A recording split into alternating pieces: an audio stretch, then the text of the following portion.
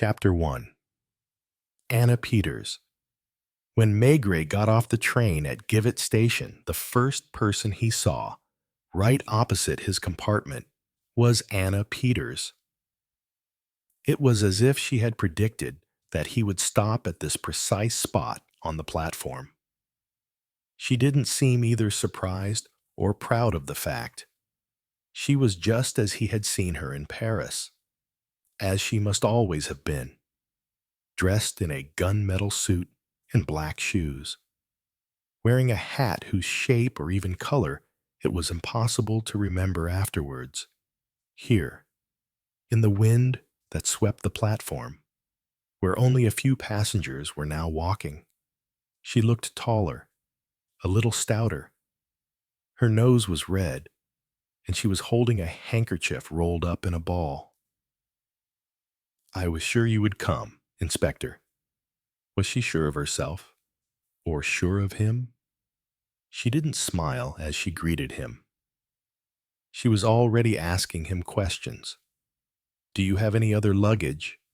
No, Maigret had only his bellows case, in coarse mellowed leather, and he carried it himself, in spite of its weight.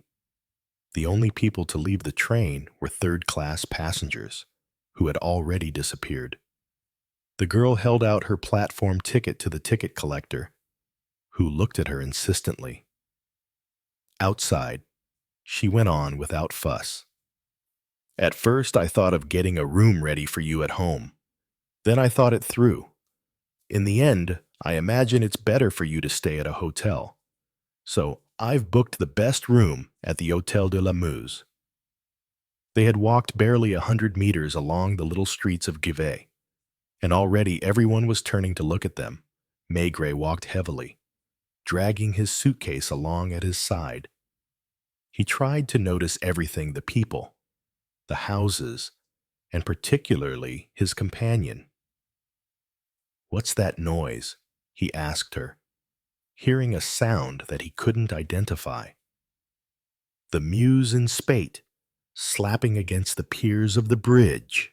Boat transport has been suspended for 3 weeks now." Emerging from a side street, they suddenly came upon the river. It was broad. Its banks were indistinct. In places, the brown water spread into the meadows. Elsewhere, a boathouse emerged from the water. It held at least 100 barges, tugs, and dredgers, pressed tightly against one another, forming a huge block. "Here's your hotel. It isn't very cozy. Do you want to stop and take a bath?" It was baffling. Maigret couldn't define the sensation that he felt. Never, he was sure, had a woman ever aroused his curiosity as much as this one. She stayed calm and unsmiling, made no attempt to look pretty, and sometimes dabbed her nose with her handkerchief. She must have been between 25 and 30, a lot taller than the average. She was solidly built, with a bone structure that stripped her features of all grace. The clothes of a lower middle-class woman, extremely sober, a calm, almost distinguished reserve. She treated him like a guest. She was at home. She thought of everything. "I have no reason to take a bath." "In that case, will you come straight to the house, give your suitcase to the porter. Porter, take this suitcase to room 3. The gentleman will be back shortly." And Maigret thought, as he looked at her from the corner of his eye, "I must look like an idiot," for there was nothing of the little boy about him, even though she wasn't exactly frail. He was twice as wide as she was, and his big overcoat made him look as if he was carved from stone. "Aren't you tired?" "Not at all." "In that case, I can already tell you the first few bits of information on the way." She had already given him the first bits of information in Paris. One fine day when he got to his office, he had found this strange woman, who had been waiting for him for 2 or 3 hours, and whom the office boy had been unable to send away. "It's personal, she had announced as he questioned her in front of 2 police inspectors, and once they were alone, she had handed him a letter. Maigret had recognized the handwriting of one of his wife's cousins, who lived in Nancy. "My dear Maigret, Miss Anna Peeters has been recommended to me by my brother-in-law, who has known her for about 10 years. She is a very responsible young woman who will tell you of her misfortunes herself. Do what you can for her. Do you live in Nancy?" "No, in Givet. But the letter, I went to Nancy on purpose before coming to Paris. I knew my cousin knew someone important in the police force. She wasn't an ordinary supplicant. She didn't lower her eyes. There was nothing humble about her bearing. She spoke frankly, looking straight ahead, as if to claim what was rightfully hers. If you don't agree to look at our case, my parents and I will be lost, and it will be the most hateful miscarriage of justice." Maigret had taken some notes to sum up her account of things. Quite a muddled family history. The Peeters family, who owned a grocer's shop on the Belgian border. 3 children. Anna, who helped them with the business. Maria, who was a teacher. And Joseph, a law student in Nancy. Joseph had had a child by a young local girl. The child was 3 years old, but the girl had suddenly disappeared, and the Peeters family were accused of killing or kidnapping her. Maigret didn't have to get involved in any of that. A colleague in Nancy was on the case. He had sent him a telegram and received his categorical reply. "Peeters family v. Guilty. Stop. Arrest imminent." That had made his mind up. He arrived in Givet without a mission, without an official title, and from the station, he fell under the wing of Anna, whom he never grew tired of observing. The current was violent. The flood formed noisy cascades by each pier of the bridge and dragged whole trees along. The wind, which swept through the Meuse Valley, blew against the direction of the river, lifting the water to unexpected heights and creating real waves. It was 3 in the afternoon, the first hints of night falling. There were gusts of wind in the almost deserted streets. The few passers-by walked quickly, and Anna wasn't the only one blowing her nose. "See this alleyway on the left?" Anna paused discreetly for a moment, pointing almost imperceptibly at the second house in the side street. A poor-looking, single-story house. There was already a light on, a paraffin lamp at one window. "That's where she lives." "Who?" "Her Germaine Piedboeuf, the girl who—" "The one your brother had a child with." "If the child is his, it hasn't even been proved. Look, in a doorway, a couple could be seen, a hatless girl, probably a little factory worker, and the back of a man who is hugging her. Is that her?" "No, because she's disappeared. But she's the same kind of girl. You understand? She made my brother believe. Doesn't the child look like him?" She replied crisply, "He looks like his mother. Come on. These people are always watching from behind their curtains." "Does she have a family?" "Her father, who is a night watchman at the factory." "And her brother Gerard?" "The little house, and particularly the window lit by the paraffin lamp, were now etched in the inspector's memory. Do you know Givet? I once passed through without stopping. An endless quay, very wide, with mooring posts every 20 meters for the barges. Some warehouses, a low building with a flag flying on it. French customs. Our house is further away, near Belgian customs.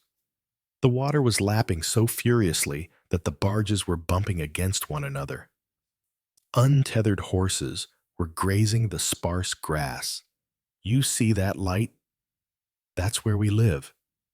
A customs officer watched them passing without a word. In a group of sailors, someone started speaking Flemish.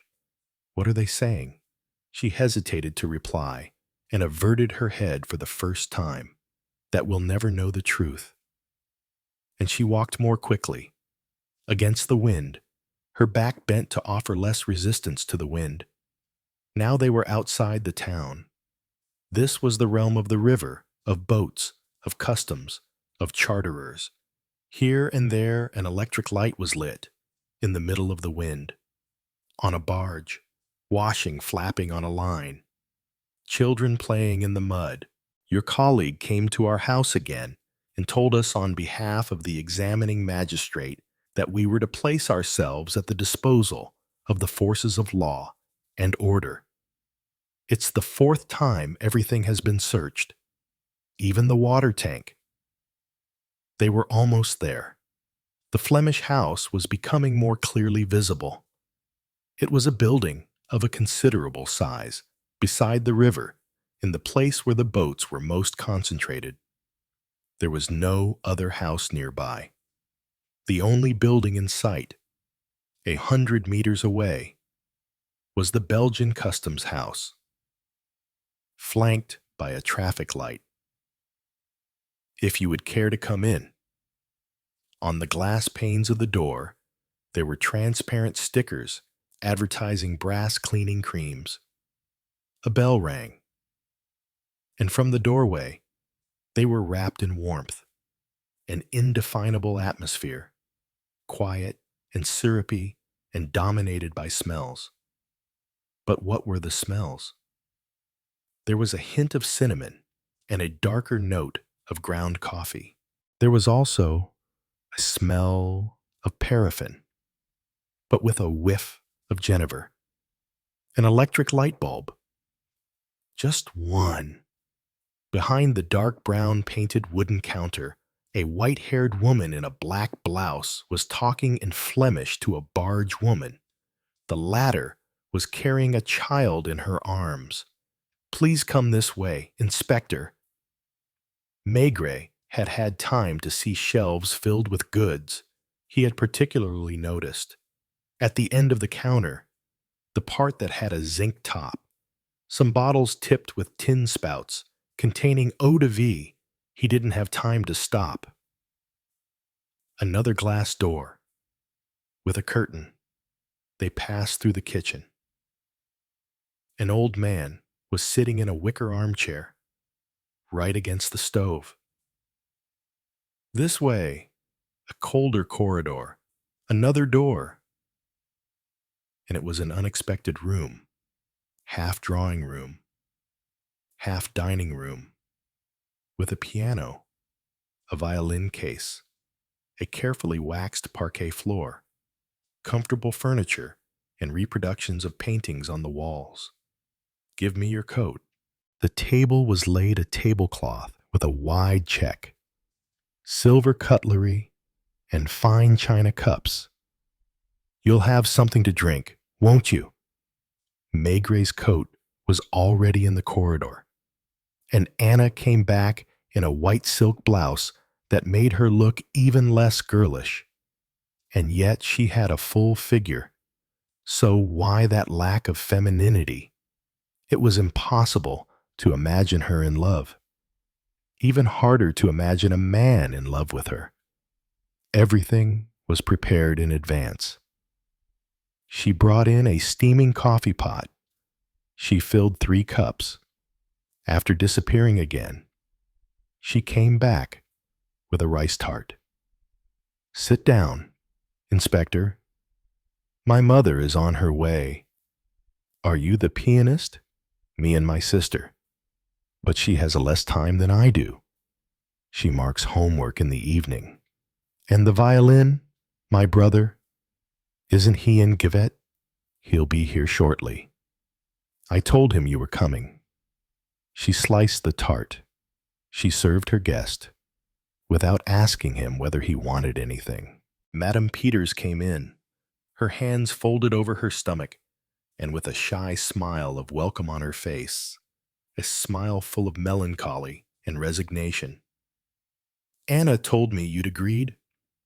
She was more Flemish than her daughter, and still had a slight accent, but she had very fine features, and her surprisingly white hair gave her a certain nobility.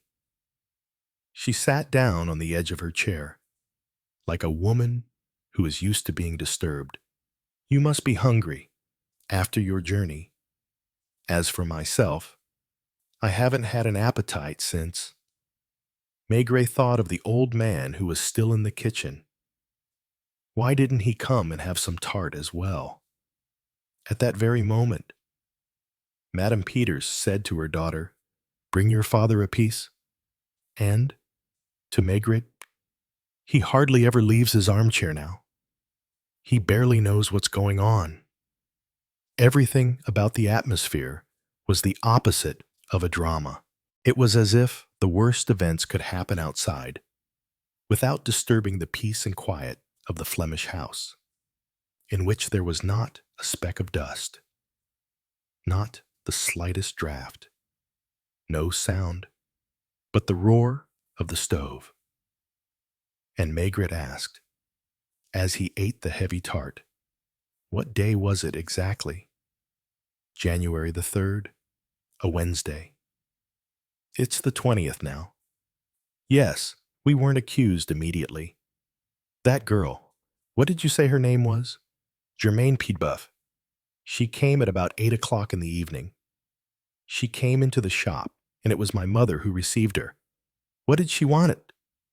Madame Peeters looked as if she was wiping a tear from her eyelid, the same as ever. To complain that Joseph never went to see her, never got in touch.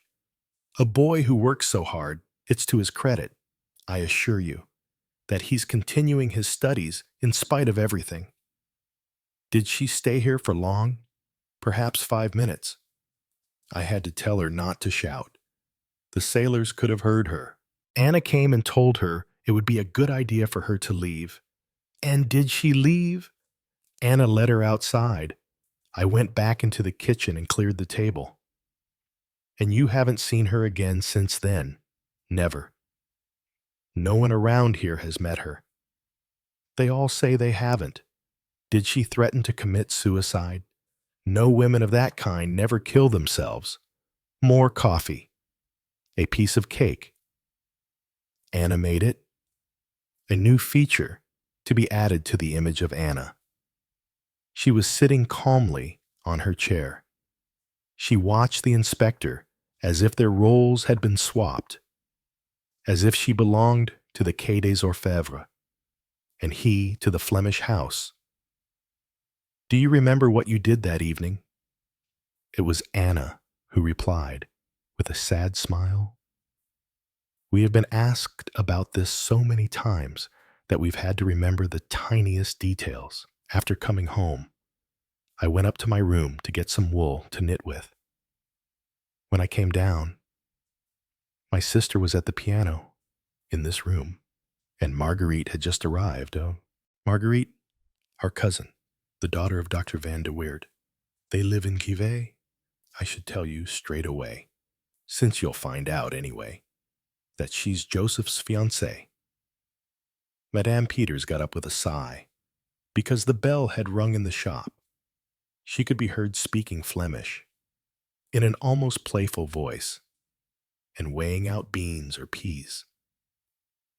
It was a source of great pain to my mother. It had been decided long since that Joseph and Marguerite would get married.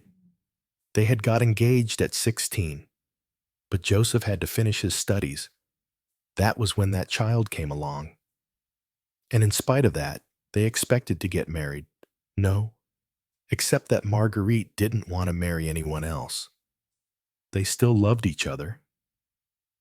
Did Germaine Piedboeuf know that? Yes, but she was counting on getting married, so much so that my brother, to have a bit of peace, had promised he would. The wedding was to be held after his exams, and the bell in the shop rang. Madame Peeters tottered through the kitchen. "I was asking you what happened on the evening of the 3rd. Yeah, I was saying that when I came downstairs, my sister and Marguerite were in this room. We played the piano until 10:30. My father had gone to bed at 9, as usual. My sister and I walked Marguerite to the bridge. And you didn't meet anyone? No one. It was cold. We came back. The next day, we didn't suspect a thing. That afternoon, people were saying that Germaine Piedboeuf had disappeared. It was only 2 days later that people thought of accusing us, because someone had seen her coming in here. The police chief called us in. Then your colleague from Nancy. Apparently, Monsieur Piedboeuf made a complaint. They searched the house, the cellar, the sheds, everything. They even dug up the garden. Wasn't your brother in Givet on the 3rd? No. He only comes on Saturdays, on his motorbike. Rarely on any other weekday. The whole town is against us, because we are Flemish and have some money." A note of pride in her voice, or rather a superior degree of confidence. "You can't imagine all the things they made up." Again the bell in the shop rang, then the sound of a young voice. "It's me. Don't disturb yourselves on my account." Hurried footsteps. A very feminine figure swept into the dining room, stopping abruptly in front of Maigret. "Oh, excuse me. I didn't know. Inspector Maigret, who's come to help us. My cousin Marguerite." A little gloved hand in Maigret's paw, and a nervous smile. "Anna told me you'd accepted." She was very elegant, more elegant than pretty. Her face was framed by blonde, slightly wavy hair. "I gather you were playing the piano." "Yes. Music is my only love, especially when I'm sad." And she smiled like one of the pretty girls on an advertising calendar. Lips in a pout, a veiled expression, her face leaning slightly forwards. "Maria isn't back. No, her train must be late." The fragile chair creaked when Maigret tried to cross his legs. "What time did you get here on the 3rd? 8:30? Perhaps a little earlier. We eat early. My father had friends for bridge." "Was the weather the same as today?" "It was raining. It rained for a whole week." "Was the Meuse already in spate?" "It was starting to be, but the barriers weren't knocked over until the 5th or the 6th. There were still trains of barges on the water." "A piece of cake." Inspector Noé cigar. Then Anna held out a box of Belgian cigars and murmured as if in apology, "It isn't contraband. Part of the house is in Belgium and part in France." "So your brother, at least, is completely ruled out because he was in Nancy?" Anna said stubbornly. "Not even that, because of a drunk who claims to have seen him riding his bike along the quay." He said that a fortnight later, as if he could remember. It was Gerard, Germaine Piedboeuf's brother, who found him. There's not much to do around here, so he spends his time looking for witnesses. Just think. They want to bring a civil case and claim 300,000 francs.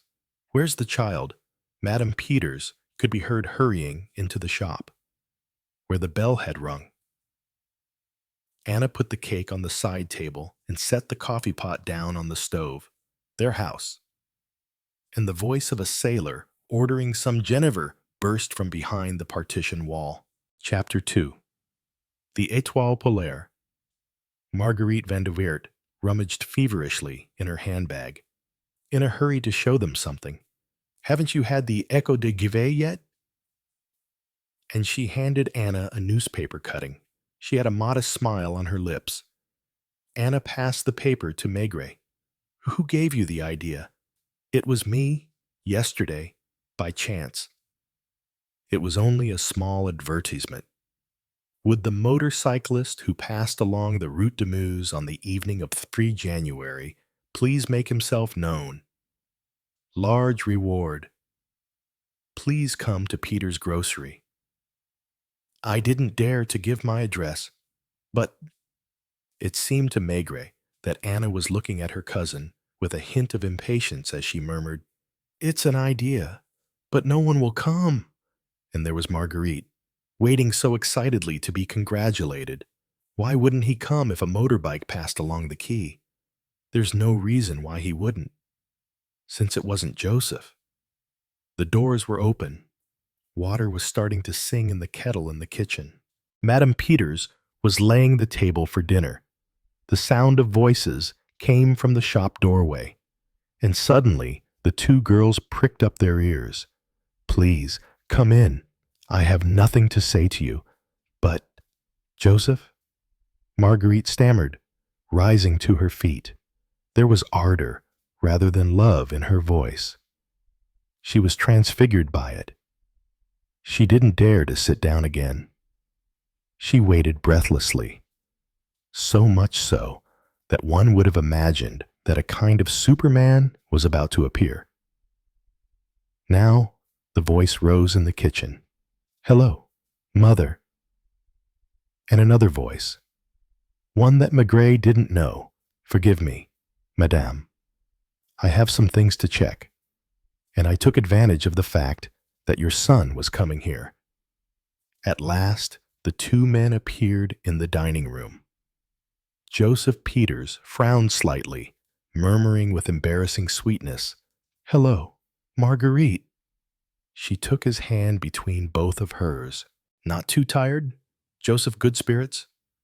But Anna, who was calmer, addressed the second person and pointed to Maigret. Detective Chief Inspector Maigret, whom you must know.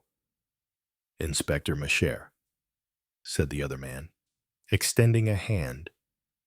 Is it true that you...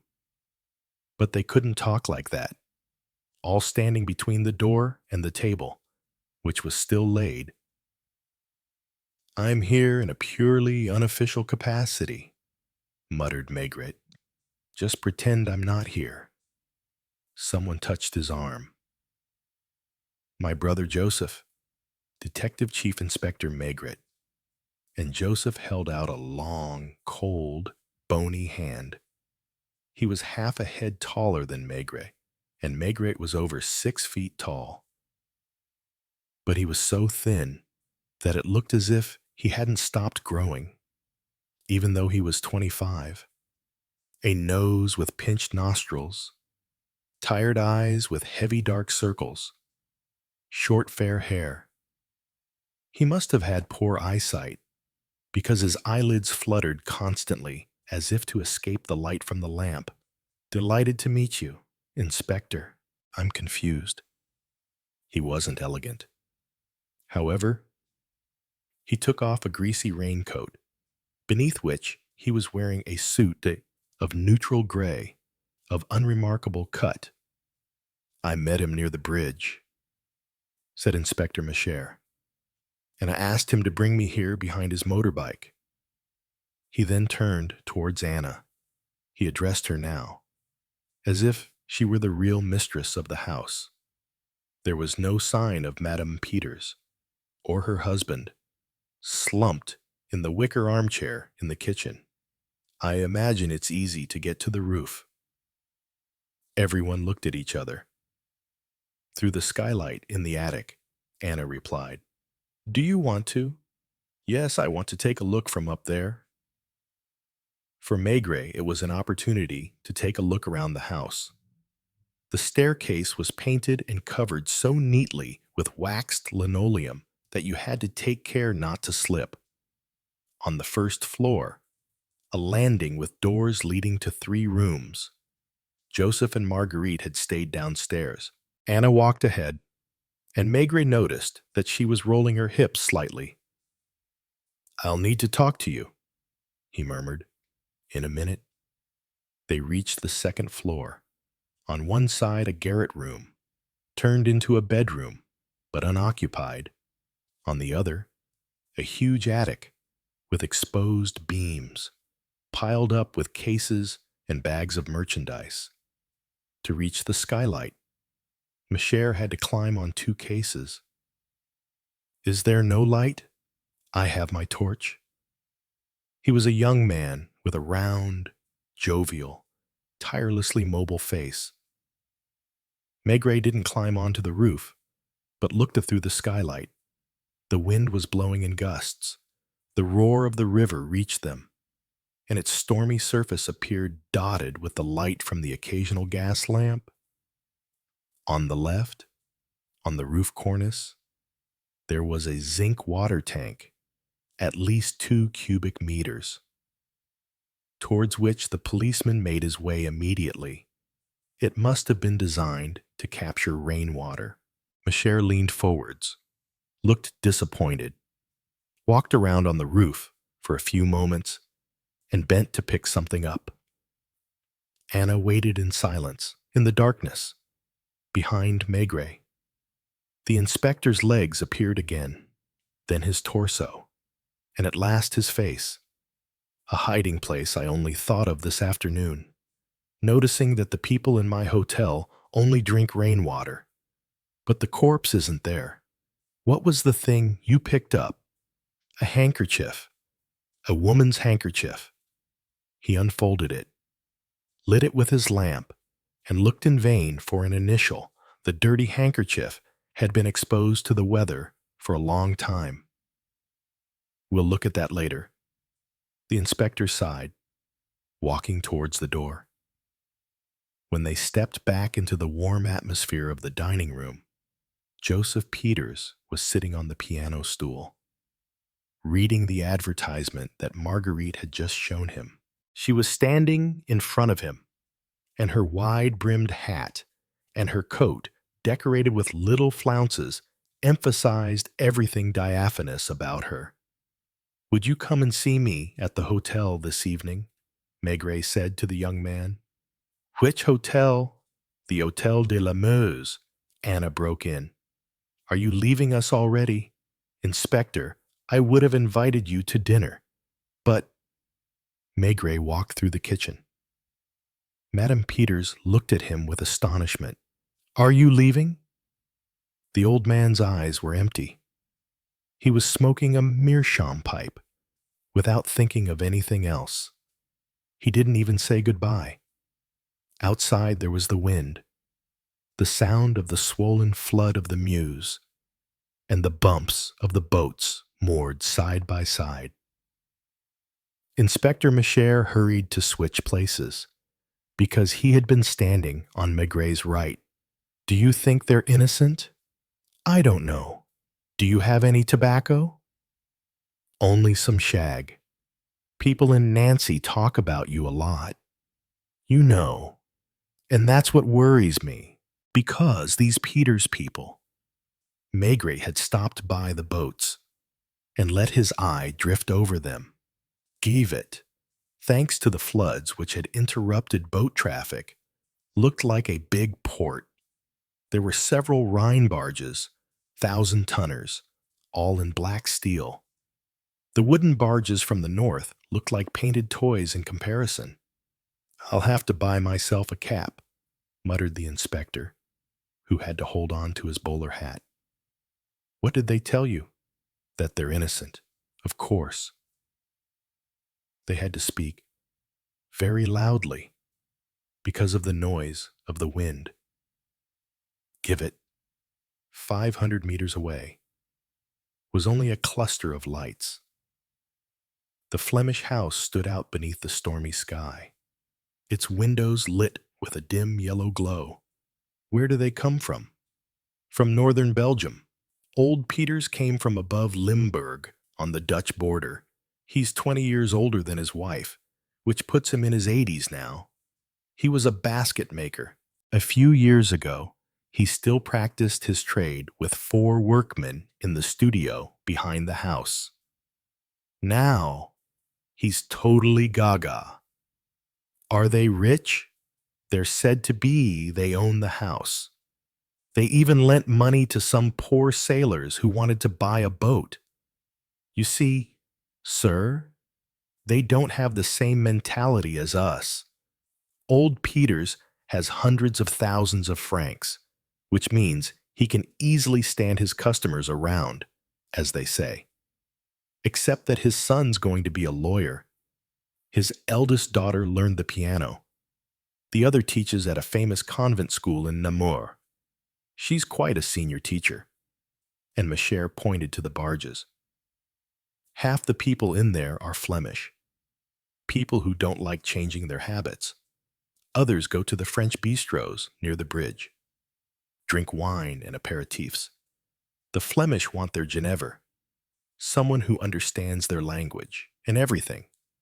Each boat buys provisions for a week or more. And I'm not talking about contraband. They're in the right place for that. Their overcoats stuck to their bodies. The water was lapping so violently that it splashed over the decks of the laden barges. They don't think the same way as we do. For them, it's not a bistro. It's a grocery. Even though they serve drinks at the counter, and even the women have a drop when they're doing their shopping.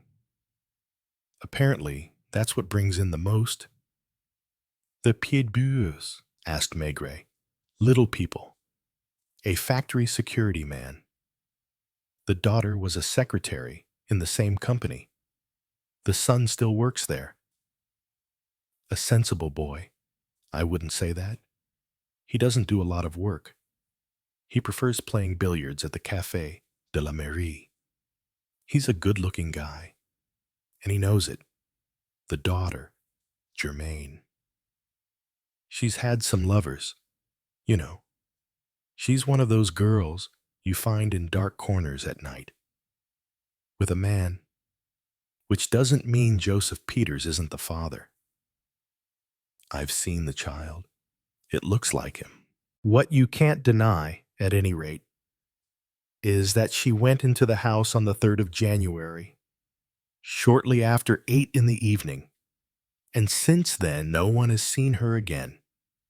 Inspector Maigret was speaking frankly. I've looked everywhere. I even did a detailed summary of the area with an architect. There was only one thing I'd forgotten: the roof.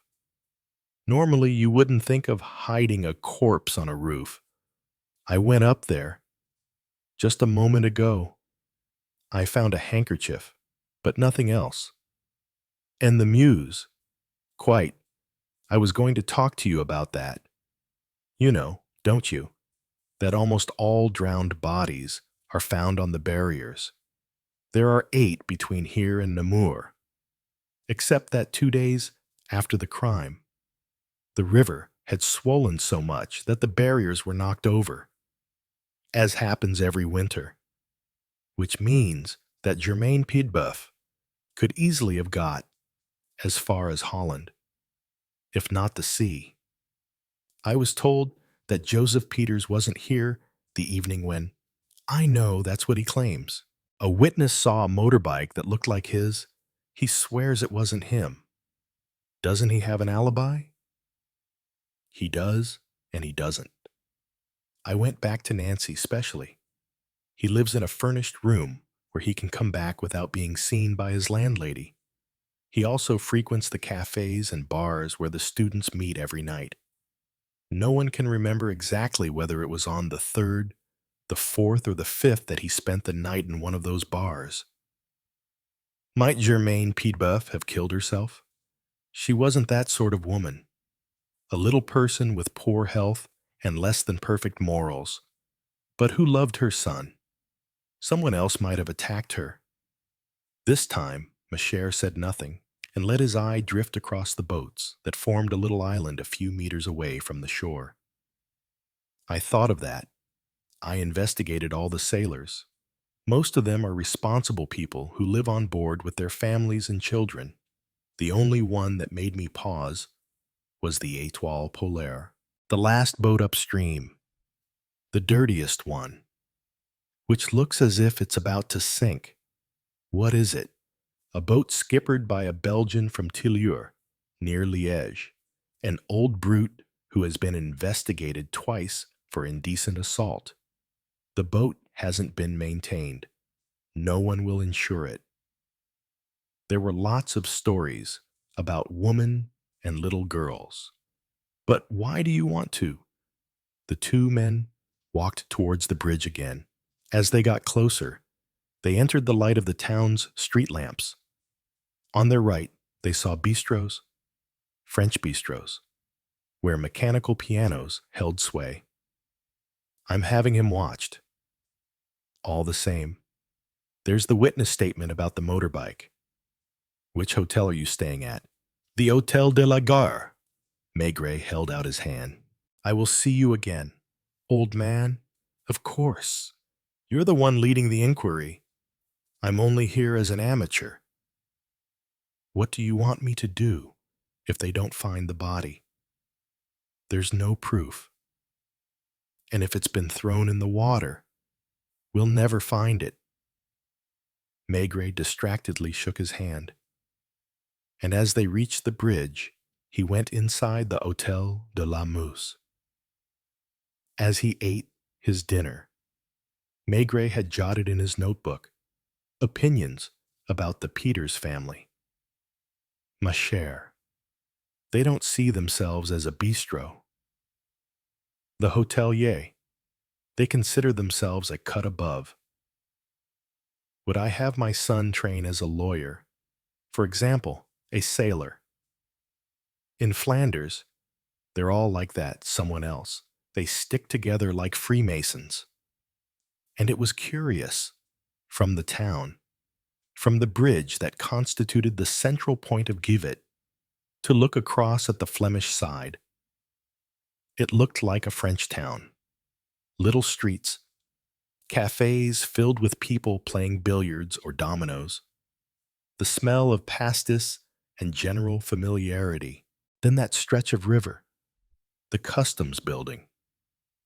And last of all, right at the end, on the edge of the countryside, the Flemish House, the grocery crammed to the rafters with goods, the little zinc bar for the Genever drinkers, the kitchen, and that senile old husband in his wicker armchair up against the stove, the dining room and the piano, the violin, the comfortable seats, the homemade tart, Anna and Marguerite, the checked tablecloth, Joseph, long, thin, and sickly, arriving on his motorbike to an atmosphere of general admiration.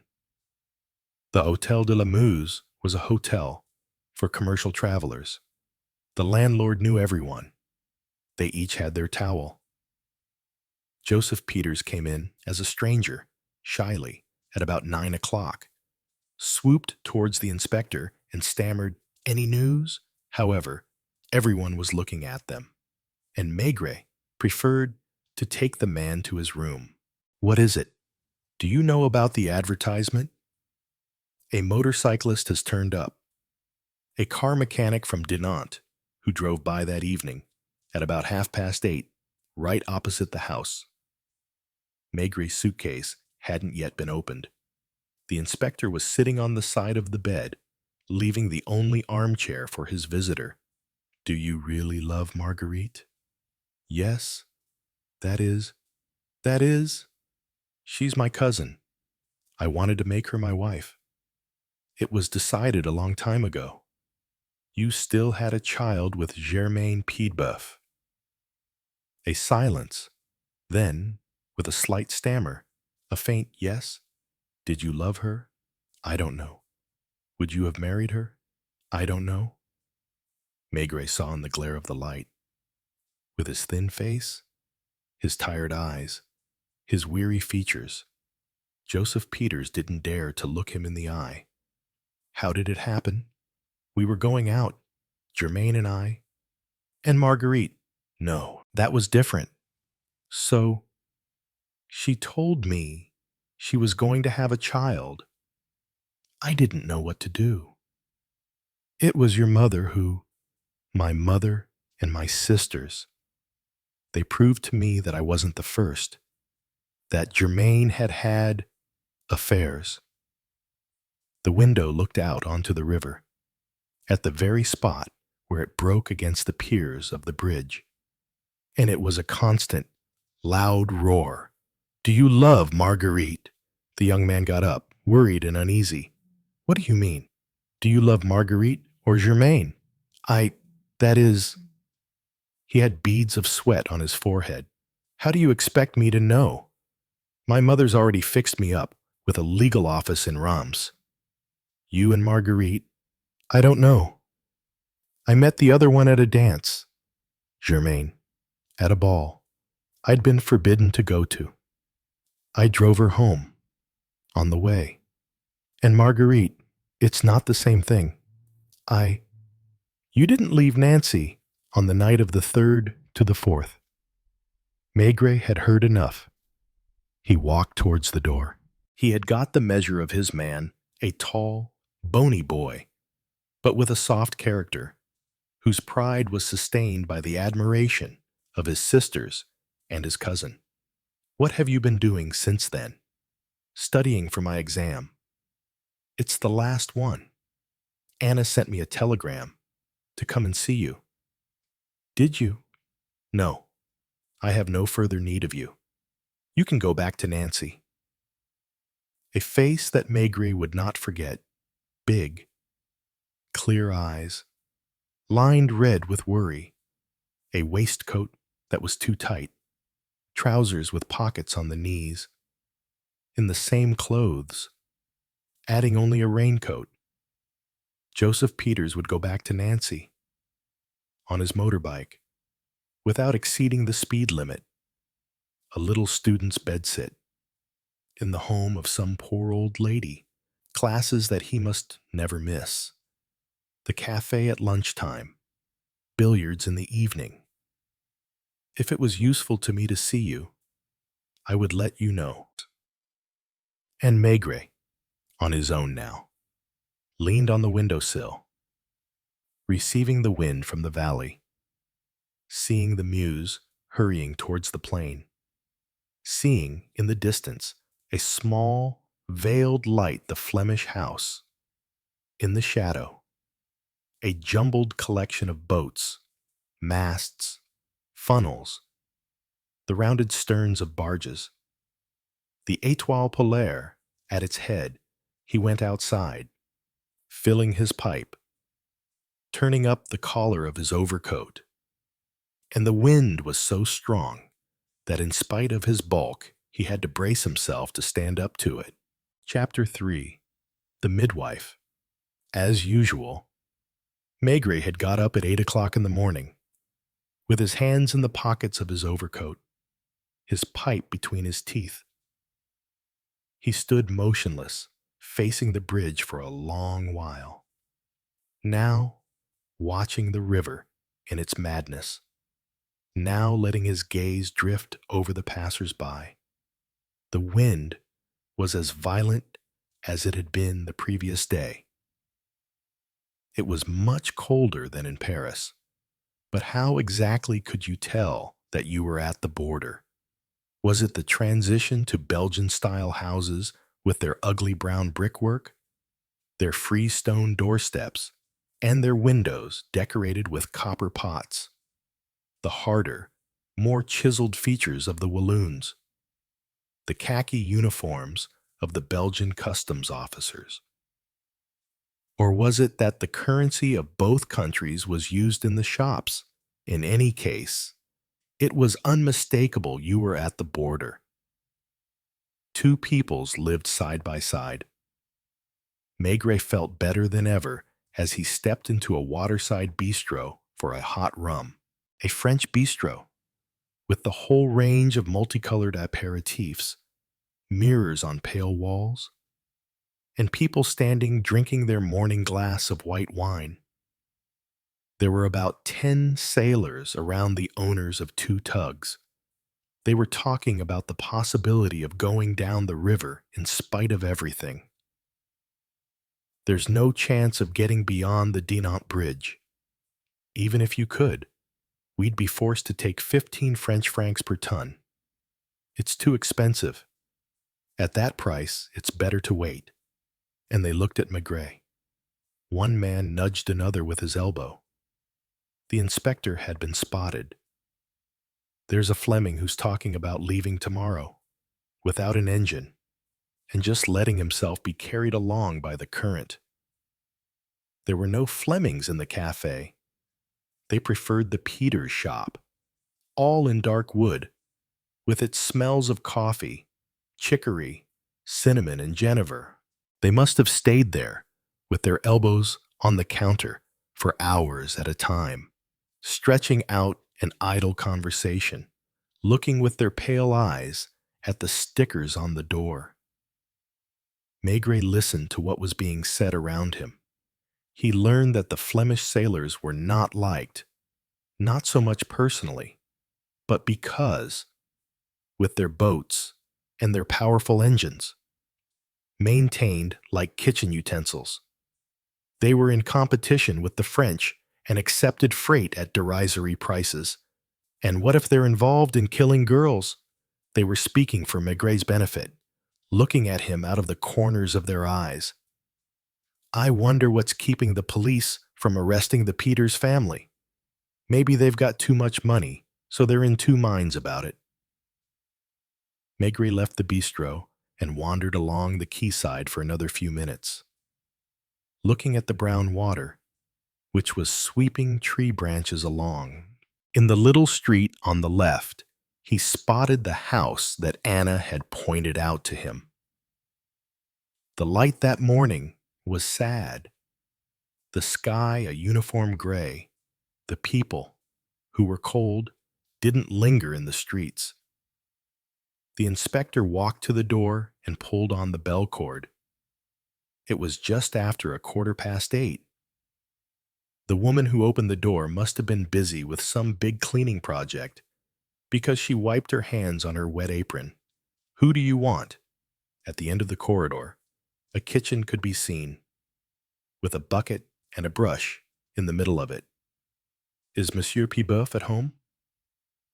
She looked him suspiciously up and down.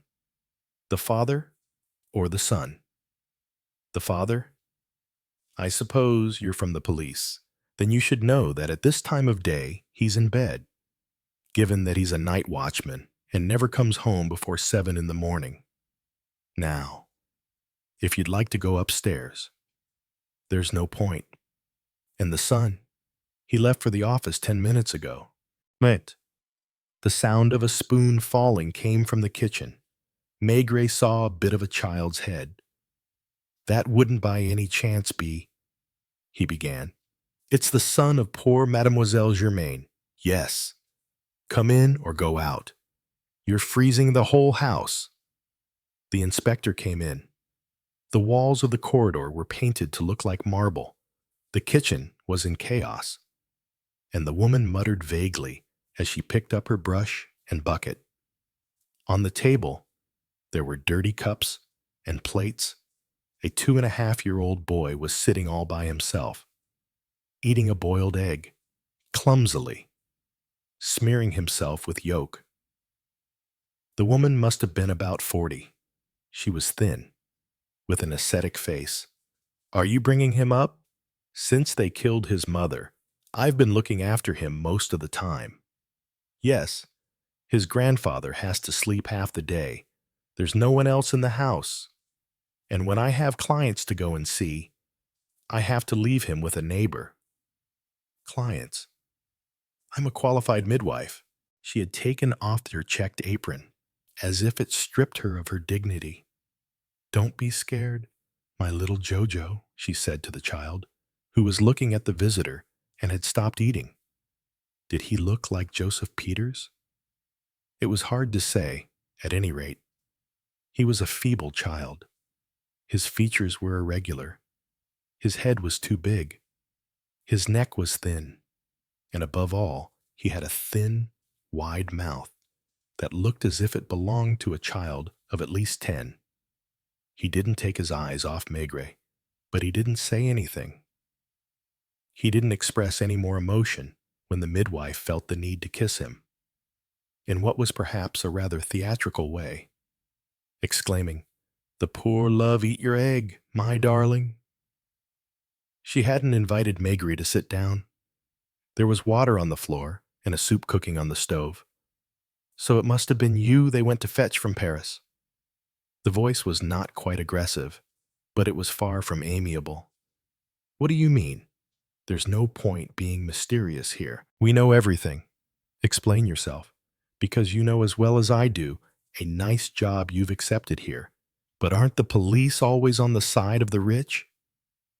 Maigret had frowned, not because of the gratuitous accusation, but because of what the midwife's words revealed. It was the Flemings themselves who told everyone that we might worry them for now, but that it wouldn't last, and that things would change when some sort of detective chief inspector arrived from Paris. She smiled meanly. "My goodness, we gave them plenty of time to prepare their lies. They know very well that the body of Mademoiselle Germaine will never be found. Eat, my little one. Don't fret." And tears came to her eyes as she looked at the boy holding his spoon in the air, without taking his eyes off Maigret. "Do you have anything in particular to tell me?" the inspector asked her. "Nothing at all. The Peeters must have given you all the information you wanted, and they must even have told you that the child isn't their Joseph's." Was it worth pressing the point? Maigret was the enemy. There was a feeling of hate floating in the air of this poor house. "Now, if you want to see Monsieur Piedboeuf, you only need to come back at about midday. That's when he gets up, and Monsieur Gerard comes back from the office." She led him back along the corridor and closed the door behind him. The first floor shutters were down. Maigret found Inspector Maigret near the Flemish House, in conversation with two sailors, whom he left as he spotted Maigret.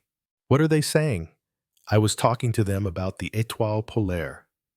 They think they remember that on the 3rd of January, the owner left the Café des Mariniers at about 8 o'clock, and that he was drunk, as he was every evening. At this time of day, he's still asleep. I've just been on his boat, and he didn't even hear me." Behind the windows of the grocery shop, the white head of Madame Peeters could be seen, observing the policeman. The conversation was disjointed. The two men looked around without examining anything in particular. On one side, the river with the overturned barriers, dragging flotsam along at a speed of 9 kilometers an hour. On the other, the house. "There are two entrances," said Maigret. "The one we can see, and another one, behind the building.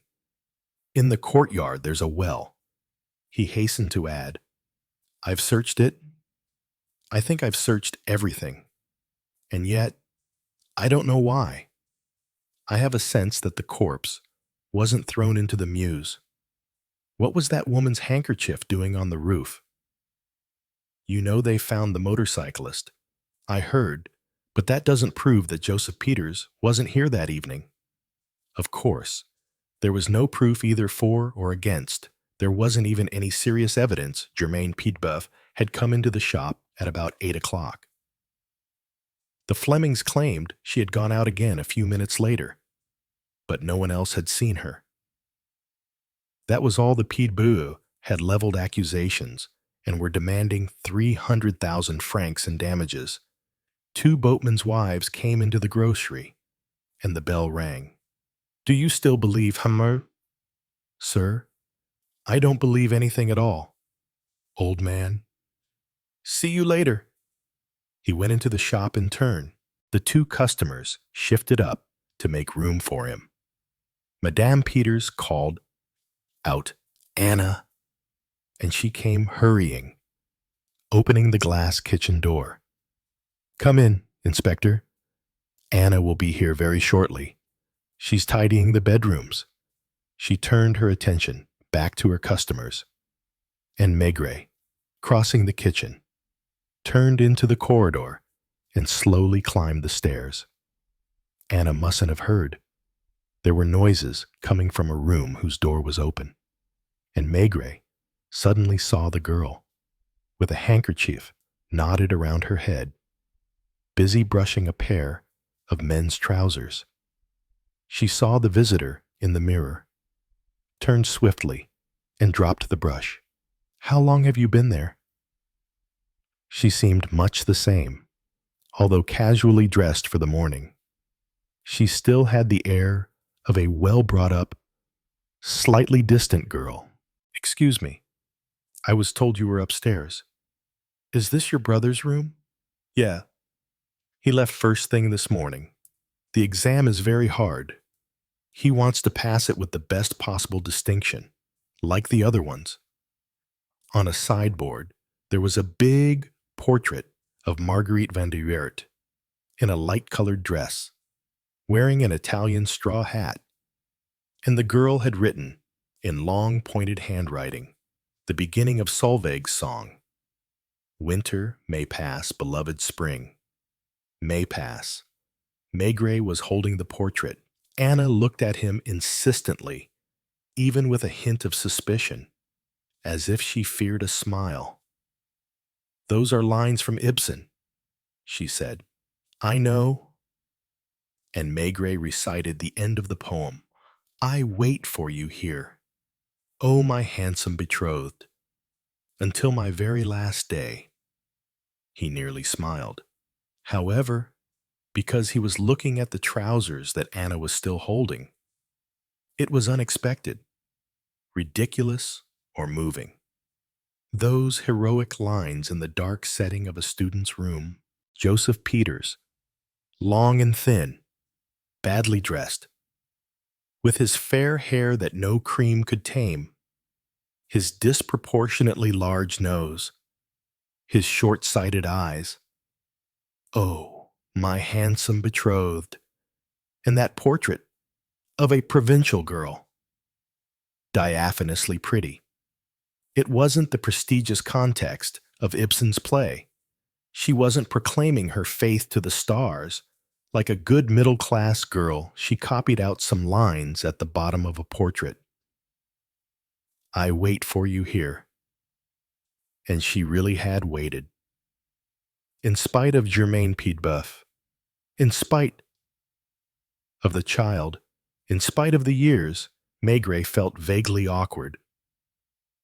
He looked at the table, covered with a green blotting pad, with a brass inkwell that must have been a present, and a Galilith pen holder, mechanically. He opened one of the drawers of the side table and saw, in a cardboard box without a lid, some amateur photographs. "My brother has a camera." Some young people in students' caps. Joseph on his motorbike, his hand on the throttle lever ready for a fast start. Anna at the piano. Another girl, thinner and sadder. "That's my sister Maria." And suddenly, there was a little passport photograph, as gloomy as all portraits of that kind, because of the brutal contrast of black and white. A girl, but so frail, so small, that she looked like a child. Big eyes took up the whole of her face. She wore a ridiculous hat and seemed to be looking with fear at the camera. Germaine, isn't it? Her son looked like her. Was she sick? She had tuberculosis. She wasn't very healthy. Anna was tall and well-built. She seemed in a perfect mental and physical equilibrium. At last, she set the trousers down on the counterpane. "I've just been to her house." "What did they say?" "They must have. I only saw a midwife and the little boy." She didn't ask any questions, as though out of modesty. There was something discreet about her demeanor. "Is your bedroom next door?" Yes, my bedroom, which is also my sister's. There was a connecting door, which Maigret opened. The other room was brighter, because its windows looked out onto the quay. The bed was already made. It wasn't untidy in the slightest, not so much as a piece of clothing on the furniture. Only 2 nightdresses neatly folded on the 2 pillows. You're 25, 26? Maigret wanted to ask a question. He didn't know how to do it. You've never been engaged? Never? But that wasn't entirely what he had wanted to ask. She impressed him, particularly now that he had seen her room. She impressed him as an enigmatic statue might have done. He wondered if her unappealing flesh had ever trembled, if she was anything but a devoted sister, a model daughter, a mistress of the house, a Peeters. If, in the end, beneath that surface, there was a woman, and she didn't look away. She didn't hide. She must have felt that he was studying her figure as much as her features, but she didn't so much as blink. We never see anyone apart from our cousins. The Van de Weerts. Maigret hesitated, and his voice wasn't entirely natural when he said, I'm going to ask you to do an experiment for me. Will you go down to the dining room and play the piano for me until I call you? For as long as possible. The same piece as on the 3rd of January. Who was playing? Marguerite. She sings and accompanies herself. She's had singing lessons. Do you remember the piece? It's always the same. Solveig's song. But I don't understand. It's just an experiment. She left the room backwards and was about to close the door. No, leave it open. A few moments later, some fingers ran carelessly over the keyboard, producing disconnected chords, and Maigret, without wasting any time, opened the cupboards in the girl's bedroom. The first was the linen cupboard, regular piles of shirts, trousers, and well-ironed skirts. The chords followed on from one another. The tune became recognizable, and Maigret's fat fingers came and went among the white cloth underwear. An onlooker would probably have taken him for a lover, or even for a man satisfying some hidden passion. Coarse underwear, solid, hard-wearing, inelegant. The underwear of the 2 sisters must have been mixed together. Then it was the turn of a drawer stockings, suspenders, boxes of hairpins, no powder, no perfume, except a bottle of Russian eau de cologne that must only have been used on important occasions. The sound grew louder. The house was filled with music. And gradually, a voice accompanied the piano and came to the fore. I wait for you here, oh my handsome betrothed. It wasn't Marguerite who was singing. It was Anna Peeters. She clearly enunciated each syllable and lingered wistfully on certain phrases. Maigret's fingers were still working fast, probing around in the fabric. In a pile of linen, there was a rustle that was not of cloth, but of paper. Another portrait, an amateur portrait, in sepia. A young man with curly hair and fine features, his upper lip jutting forward in a confident and slightly ironic smile. Maigret didn't know who the man reminded him of, but he reminded him of something. Until my very last day. A serious voice, almost a masculine voice, fading slowly away. Then a call. Should I go on? Inspector? He closed the doors of the cupboards, put the photograph into his waistcoat pocket, and darted into Joseph Peeters' room. Don't bother. He noticed that Anna was paler when she came back. Had she been putting too much soul into her singing? Her eyes scoured the room, but found nothing unusual. I don't understand. I would like to ask you something. Inspector, you saw Joseph last night. What did you think of him? Do you think he's capable? Probably downstairs. She had taken off the headscarf that covered her head. Maigret even had a sense that she had washed her hands. Everyone, you understand, everyone, she went on, must acknowledge his innocence. He has to be happy. With Marguerite van de Weert, she said nothing. She sighed. How old is your sister Maria? 28. Everyone agrees that she's going to be headmistress of the school in Namur. Maigret touched the portrait in his pocket. No lovers. And she replied, straight away, Maria. It meant, Maria, a lover. You don't know her. I'm going to pursue my inquiry, said Maigret, moving towards the landing. Have you had any results so far? I don't know. She followed him down the stairs. As they passed through the kitchen, he noticed old Peeters, who had taken up his place in his armchair, and plainly couldn't see him. He isn't aware of anything anymore. Anna sighed. In the grocery, there were 3 or 4 people. Madame Peeters was pouring Genever into glasses. She greeted him with a slight bow, without setting down her bottle. Then went on talking Flemish. She must have explained that the visitor was the police inspector who had come from Paris, because the sailors turned respectfully towards Maigret. Outside, Inspector Maigret was busy studying a spot of ground where the soil was less firm than elsewhere. Anything new? Maigret asked. I don't know, I'm still looking for the corpse. Because until we get our hands on it, it will be impossible to get these people. And he turned towards the Meuse, as if to say that that wasn't the way the body had gone. Chapter 4. The Portrait. It was just after midday. Maigret, perhaps for the 4th time since that morning, was walking along the riverbank.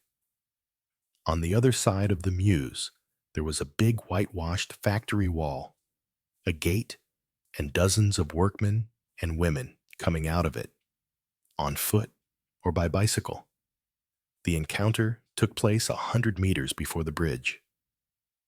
The inspector passed someone, looking at him straight on, and when he turned round, he saw the other man turning round as well. He was the original of the portrait found among Anna's clothes. A brief hesitation. It was the young man who took a step towards Maigret. Are you the policeman from Paris? Germaine Piedboeuf, I presume? The policeman from Paris. It was the 5th or 6th time since that morning that Maigret had heard himself referred to in those terms, and he understood the nuance very clearly. His colleague Macher, from Nancy, was there to carry out inquiries, nothing else. They watched him coming and going, and when they thought they knew something, they ran to tell him. As for Maigret, he was the policeman from Paris, summoned by the Flemings, who had come specially to wash them of all suspicion. And in the street, people who knew him already watched after him without the slightest sympathy. Have you come from my house? I went there, but early this morning, and I only saw your nephew. Gerard was no longer quite the same age as he had been in the portrait, if his figure was still very young, and his hair and clothes were young as well. Close up, it was clear that he had turned 25 some time ago. Did you want to speak to me? In any case, shyness was not one of his faults. He didn't once look away. His eyes were brown and very shining, eyes that women were bound to like, particularly since his complexion was dark and his lips well formed. Bah, I've only just begun my inquiries. On behalf of the Peeters, I know. The whole town knows. We knew even before you got here. You're a friend of the family, and you're going out of your way to... I'm doing no such thing. Ah, your father's getting up. They could see the little house. On the first floor, the shutter rose, and they made out the form of a man with a big gray mustache looking through the glass. He's seen us, said Gerard. He's going to get dressed. Did you know the Peeters personally? They walked along the quayside, turning around every time they reached a mooring post 100 meters from the grocery. The air was sharp. Gerard was wearing an overcoat that was too thin, but whose very slim fit must have appealed to him. What do you mean? Your sister has been Joseph Peeters' mistress for 3 years. Didn't she used to go to his house? Gerard shrugged. If we go through all that again in detail. First of all, shortly before the child was born, Joseph swore that he would marry her. Then, Dr. Van de Weert came, on behalf of the Peeters, to offer 10,000 francs for my sister to leave the country and never come back. Germaine's first outing after she had recovered from the birth was to go and show the child to the Peeters, a terrible scene, because they wouldn't let her in, and the old woman treated her as a loose woman. In the end, things settled down. Joseph still promised to get married, but first he wanted to finish his studies. And what about you? Me.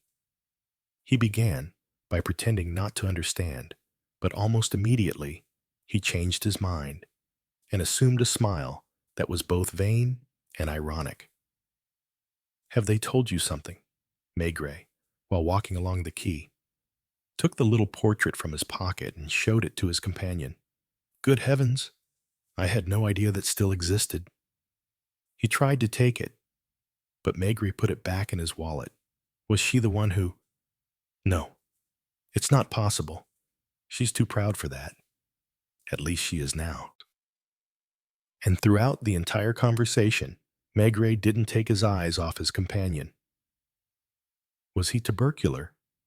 Like his sister, and probably like Joseph's son. It wasn't certain, but he had the charm of certain consumptives, fine features, transparent skin, lips that were sensual and mocking at the same time. His elegance was that of an office clerk, and he had thought it necessary to put a crepe armband on his beige overcoat. Did you woo her? It was a long time ago. It goes back to the time when my sister didn't yet have a child, at least 4 years. Go on. My father's just taken a look at the corner of the street. Go on anyway. It was Sunday. Germaine was supposed to be going to visit the Rochefort Caves with Joseph Peeters. At the last moment, they asked me to go, because one of his sisters was coming along. The caves are 25 kilometers from here. We had a picnic. I was in very high spirits. Afterwards, the two couples parted to go walking the woods. Maigret's eyes were still on him, without expressing his thoughts in any way. And then, well, yes, and Gerard gave a fatuous, sly smile. I couldn't even tell you how it went. I don't tend to drag things out. She didn't expect it, and... Maigret put a hand on his shoulder and asked him slowly, "Is this true?" And he knew that it was. Anna, at that moment then, had been 21. Afterwards, nothing. She's too ugly. Coming back on the train, she stared into my eyes, and I worked out that the best thing to do was to dump her. She didn't try. Nothing at all. I made sure to avoid her. She felt that there was no point insisting. Except when we pass in the street, I have a sense that if looks could kill... They walked towards Piedboeuf Sr., who, without a false collar and with his feet in cloth slippers, was waiting for the two men. They tell me you came to see us this morning. Please, come in. Have you told the inspector? Gerard. Maigret went up the narrow staircase, whose white wooden steps didn't look very solid. The same room acted as kitchen, dining room and drawing room. It was poor and ugly. The table was covered by a waxed cloth with a blue pattern. Who would have killed her? Said Piedboeuf abruptly. He seemed to be a man of mediocre intelligence. She left that evening, telling me that she hadn't had her monthly, or even any news from Joseph. Her monthly? Yes, he paid 100 francs a month for the care of the child. That's the least he could do, and Gerard, who felt that his father was about to launch off on a familiar Germaine, interrupted him. The inspector isn't interested in that. What he wants are facts, proof. Well, at the very least, I have proof that Joseph Peeters, who claims not to have come to give it that day, was there. He came on his motorbike and... Are you talking about the witness? It's worthless now. Another motorcyclist has turned up to say he was the one who drove along the quay just after 8 o'clock. And aggressively, are you against us? I'm not with anyone. I'm not against anyone. I'm just looking for the truth. But Gerard chuckled and said loudly to his father, the inspector didn't come here to try and catch us out. You'll forgive me, Inspector, but I need to eat. I have to earn a living. And my office opens at 2 o'clock. What was the point of talking? Maigret cast one last glance around him, spotted the child's cot in the next room, and headed towards the door. Macher was waiting for him at the Hôtel de la Muse. The traveling salesmen were having their lunch in a little room separated from the café by a glass door. But in the café itself, you could have a snack without a tablecloth. And there were some people eating like that. Macher wasn't alone. A little man with monstrously wide shoulders and the long arms of a hunchback was having an aperitif at his table and got up when he saw Maigret coming in. The owner of the Étoile Polaire, announced Macher, who was very animated. Gustave Cassin. Maigret sat down. A glance at the saucers told him that his companions were already on their third aperitif. Cassin has something to tell you. That was exactly what the man was waiting for. As soon as Macher fell silent, he started off, leaning importantly on the chief inspector's shoulder. You have to say what you have to say. Am I right? Except there's no need to say it when people are asking you not to say it. As my late father used to say, don't overdo it. A beer, said Maigret to the approaching waiter, and he pushed back his bowler hat and unbuttoned his overcoat. Then, as the sailor stumbled for words, he muttered, if I'm not mistaken, on the evening of the 3rd of January, you were completely drunk. Completely. That's not true. I'd had a few glasses, but I was still walking straight, and I clearly saw what I saw. You saw a motorbike turning up and stopping outside the Flemish House. Me? Never in my life. Macher gestured to Maigret not to interrupt the man and encouraged him to continue with a wave of his hand. I saw a woman on the quay. I'll tell you who it was. The one of the 2 sisters who's never in the shop and takes the train every day. Maria. Maybe that's her name. Thin, with blonde hair. Well, it wasn't natural for her to be out of doors, given that the wind was rattling the moorings of the boats. At what time? When I came back to go to bed. Perhaps about 8. Perhaps a bit later. Did she see you? No, rather than going on my way. I pressed myself against the customs shed because I thought she was waiting for a lover and I was hoping to have a laugh. Really? You've been sentenced twice for indecent assault. Casson smiled, showing a row of rotten teeth. He was a man of indeterminate age, his hair still brown, low over his forehead, but his face was very wrinkled. He was very concerned with the effect he produced, and every time he uttered a phrase, he looked first at Maigret, then at Inspector Maigret, and then at a customer sitting behind him, listening to the conversation. Go on. She wasn't waiting for a lover. Nonetheless, he hesitated. He gulped down the contents of his glass in one and called out to the waiter, "Same again!" And in the next breath, she checked that no one was coming. During that time, people came out of the grocery, not through the shop, but by the back door. They were carrying something long, and they threw it into the Meuse, just between my boat and Les Deux Frères, which is moored behind it. "How much is that?" Maigret asked the waiter, getting to his feet. He didn't look surprised. Maigret was completely discomfited. As for the sailor, he didn't know what to think. "Come with me." "Where to?" "Doesn't matter. Come. I'm waiting for the drink I just ordered." Maigret waited patiently. He told the landlord that he would come for lunch a few minutes later, and led the drunk towards the quay. It was the time of day when the place was deserted, because everyone was eating. Big drops of rain started falling. "Where exactly were you?" Maigret asked. He knew the customs building. He saw Casson pressing himself into a corner. "You didn't move from there."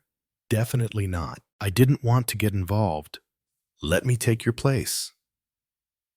He stayed there only for a few seconds and then said, looking straight at the man, "You'll have to find something else." "My friend." "What do you mean, something else?" "I'm saying that your story doesn't hold water. From here, you can't see the grocery, or the stretch of river bounded by the two boats. When I say it was here, what I mean is, no. That's enough, I'm telling you again. Find something else. Come and see me when you found it. And if it isn't good enough, well, it might be necessary to bang you up again." Maigret couldn't believe his ears. Embarrassed by his failure, he in turn had pressed himself against the wall and was checking Maigret's claims. "Obviously," he grunted. The sailor didn't even try to reply. He had lowered his head. An ironic, mean glance was fixed on Maigret's feet. "Don't forget what I just told you, a different, more plausible story. Otherwise, prison. To come, ma chère." And Maigret turned on his heels and headed towards the bridge, filling his pipe. "Do you think that sailor? I think that this evening or tomorrow he'll come and bring us more evidence of the Peeters' guilt." Inspector Maigret was unsettled. "I don't understand. If he has evidence, he will. But how? What do I know? He'll find something to shift the guilt from himself." But Maigret dropped the conversation, murmuring, "Do you have a light? That's 20 matches that I don't smoke." And Maigret wasn't exactly sure that he heard him say, "I should have suspected as much." Chapter 5. Maigret's Evening. The rain had started falling at about midday. At dusk, it was hammering loudly on the cobbles. By 8 o'clock, it was a deluge. The streets of Givet were deserted. The barges gleamed along the quay. Maigret, the collar of his overcoat turned up, hurried towards the Flemish House, pushed the door open, set off the bell that was becoming familiar to him, and breathed in the warm smell of the grocery. It was at this time of day that Germaine Piedboeuf had come into the shop, on 3 January, and no one had seen her again since then. The inspector noticed for the first time that the kitchen was separated from the shop only by a glass door. It was decorated with a tulle curtain so that one could vaguely make out the outlines of the figures. Someone got up. "Don't let me disturb you," Maigret exclaimed, and he went into the kitchen, walking in on the normal daily routine. It was Madame Peeters who had got up to go to the shop. Her husband was in his wicker armchair, still so close to the stove that one might have worried that he was going to catch fire. In his hand, he held a meerschaum pipe with a long cherry wood stem, but he wasn't smoking anymore. His eyes were closed. Regular breaths issued from his half-open lips. As to Anna, she was sitting at the sanded white wooden table, which had been polished by the years. She was doing some calculations in a little notebook. "Bring the inspector to the dining room, Anna." "No," he protested. "I'm just passing through. Give me your coat." And Maigret noticed the Madame Pam Peeters had a beautiful, serious voice, deep and warm, a faint Flemish accent making it all the more delightful. "You will have a cup of coffee." He wanted to know what she had been doing before he got there. At her place, he saw steel-rimmed glasses and the day's newspaper. The old man's breath seemed to provide a rhythm to the life of the house. Anna closed her notebook, put a cap on the pencil, got up and went to fetch a cup from a shelf. "You will forgive me," she murmured. "I hope to meet your sister, Maria." Madame Peeters nodded sadly. Anna explained, "You won't see her for a few days, unless you pay her a visit in Namur. One of her colleagues, who also lives in Givet, came just now. Marie was getting off the train this morning when she sprained her ankle. Where is she?" "At the school. They have a room for her there." Madame Peeters sighed, still nodding. "I don't know what we've done to offend the Lord. And Joseph, he won't be back before Saturday, although that's only tomorrow." "Your cousin Marguerite hasn't paid you a visit?" "No, I saw her at Vespers." Boiling coffee was poured into the cup. Madame Peeters went out and came back in with a little glass, a bottle of Genever. "It's old Schiedam." He sat down. He didn't expect to find anything out. Perhaps even his presence was barely relevant to the case. The house reminded him of an investigation he had conducted in Holland, but with differences that he was unable to define. There was the same calm, the same heaviness in the air, the same sensation that the atmosphere was not fluid, but formed a solid body that one would break by moving. From time to time, the wicker of the armchair creaked even though the old man hadn't moved, and his breathing still provided a rhythm for life, for the conversation. Anna said something in Flemish, and Maigret, who had learned some words in Delfzijl, more or less understood, "You should have given him a bigger glass." Every so often, a man in clogs passed along the quay. The rain could be heard hammering on the front window. "You told me it was raining, didn't you?" "As hard as it is today." "Yes, I think so." And the two women, sitting down again, watched him pick up his glass and bring it to his lips. Anna didn't have her mother's fine features, nor her benevolent, indulgent smile. As usual, she didn't take her eyes off Maigret. Had she noticed that the portrait was missing from her room? Probably not. If she had, she would have been upset.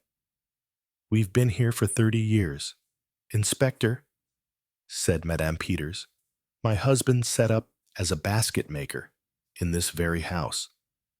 We added a second story later on." Maigret was thinking about something else, about Anna, 5 years younger. going with Germaine Piedboeuf to the Rochefort caves. What had driven her into her companion's arms? Why had she given herself? What had she thought afterwards? He had a sense that it was the only affair in her life, that she would never have any others. The rhythm of life in this house was like a magic spell. The Genever put a dull heat in Maigret's skull. He noticed the slightest little noises, the creaks of the armchair, the old man's snores, the drops of rain on a windowsill. "You should play me that piece you played to me this morning again," he said to Anna. And as she hesitated, her mother pressed her. "Yes, indeed. She plays well, doesn't she? She had lessons for 6 years, 3 times a week, with the best teacher in Givet." The girl left the kitchen. The 2 doors remained open between her and the rest of the family. The piano lid banged open. A few lazy notes with the right hand. "She should sing," murmured Madame Peeters. "Marguerite sings better." There was even talk of her taking lessons at the conservatoire. The notes filled the empty, echoing house. The old man didn't wake up, and his wife, worried that he might drop his pipe, delicately took it from his hands and hung it on a nail in the wall. What was Maigret still doing there? He had nothing to find out. Madame Peeters listened, looking at her newspaper without daring to pick it up. Anna gradually accompanied herself with her left hand. Maigret guessed that it was at this table that Maria usually corrected her pupils' homework. And that was all, except that the whole town was accusing the Peeters of killing Germaine Piedboeuf. On an evening just like this one, Maigret gave a start at the sound of the shop bell. For a moment, he felt as though he were 3 weeks younger, that Joseph's mistress was going to come in and claim the money for her keep, the 100 francs that she was paid each month to look after the child. It was a sailor in an oilskin who held out a small bottle to Madame Peeters, and she filled it with Genever.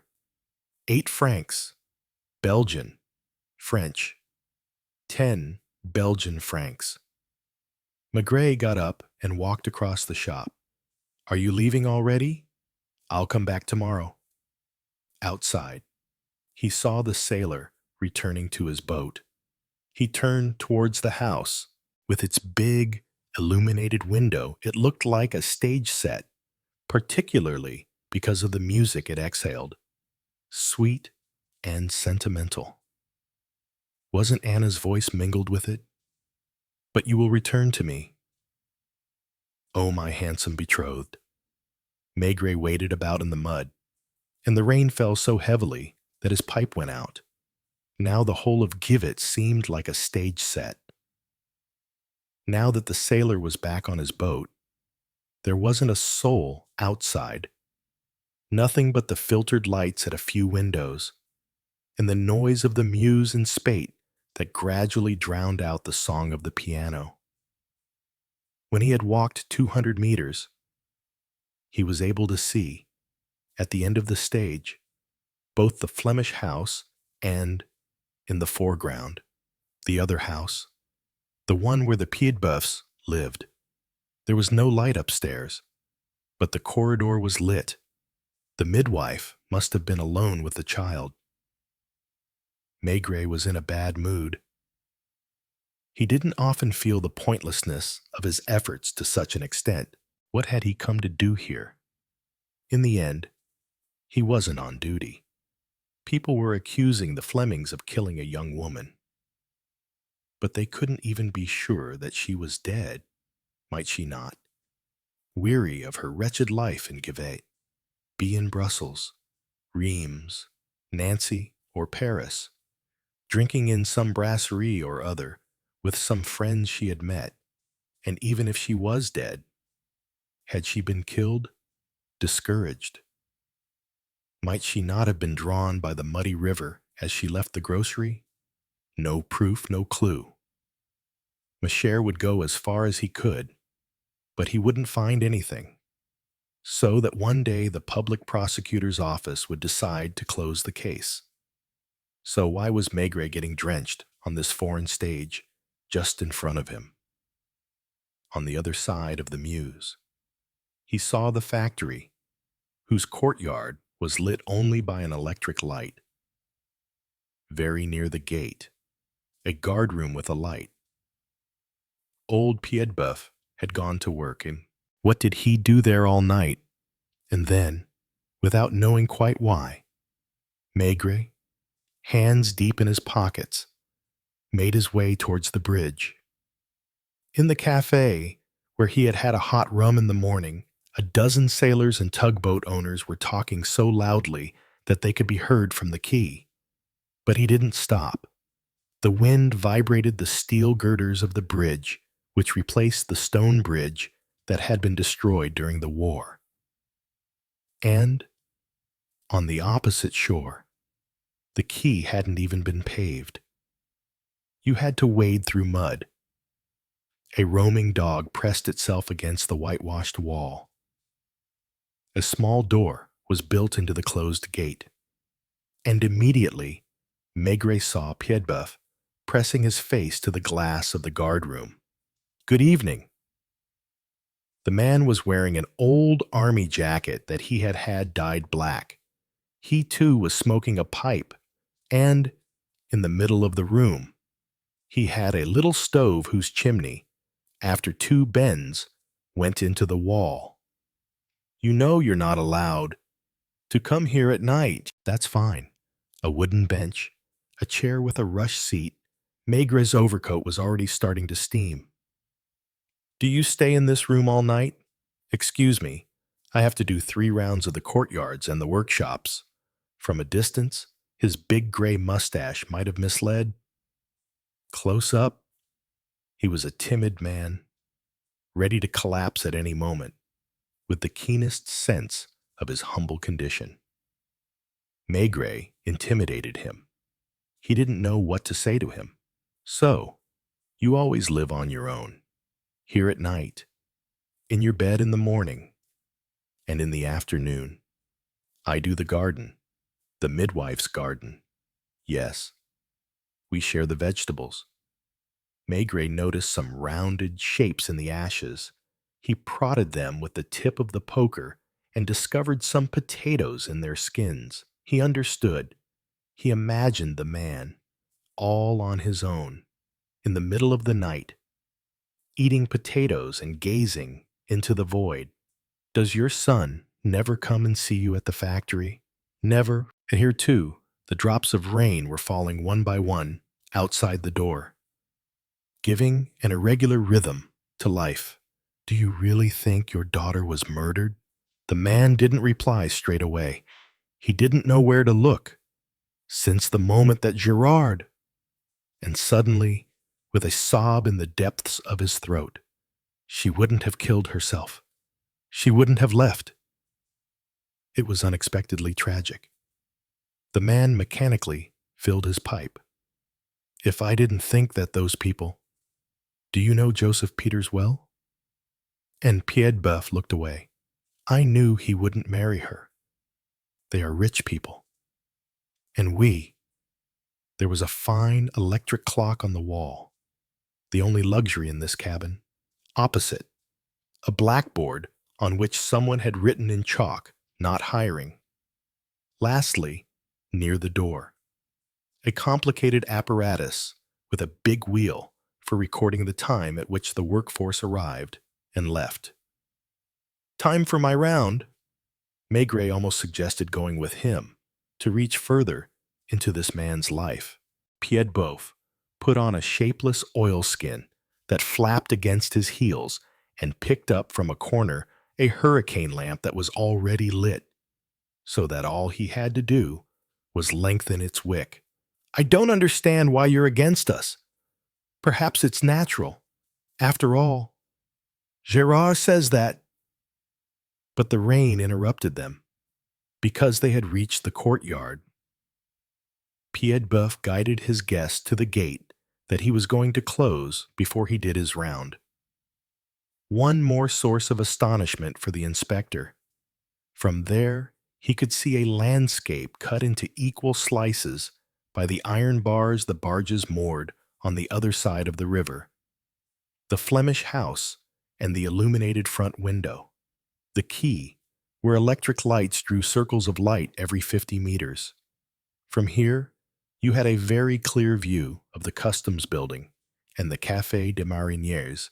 Most importantly, you could see the corner of the alleyway with the Piedboeuf's house second on the left. The 3rd of January. Has your wife been dead for a long time? 12 years next month. She suffered with her chest. What does Gerard do at this time of day? The lamp dangled at the end of the night watchman's arm. He had already put a big key in the lock. A train whistled in the distance. He must be in town. You don't know which side? The young people tend to meet at the Café de la Mairie, and Maigret hurried off again through the rain, into the darkness. It wasn't an investigation. It had no starting point, no foundation. There were only a handful of humans, each getting on with their own lives in the little windswept town. Perhaps they were all sincere, but perhaps one of them concealed a tormented soul, frightened to death at the thought of the bulky form roaming these streets at night. Maigret passed in front of his hotel without going in. Through the windows, he could see Inspector Maigret, holding forth in the middle of a group that included the landlord. It looked like the 4th or 5th round of drinks. The landlord had just bought his Maigret, very animated, was waving his arms around and must have been saying, "These detective chief inspectors who come from Paris have notions of themselves."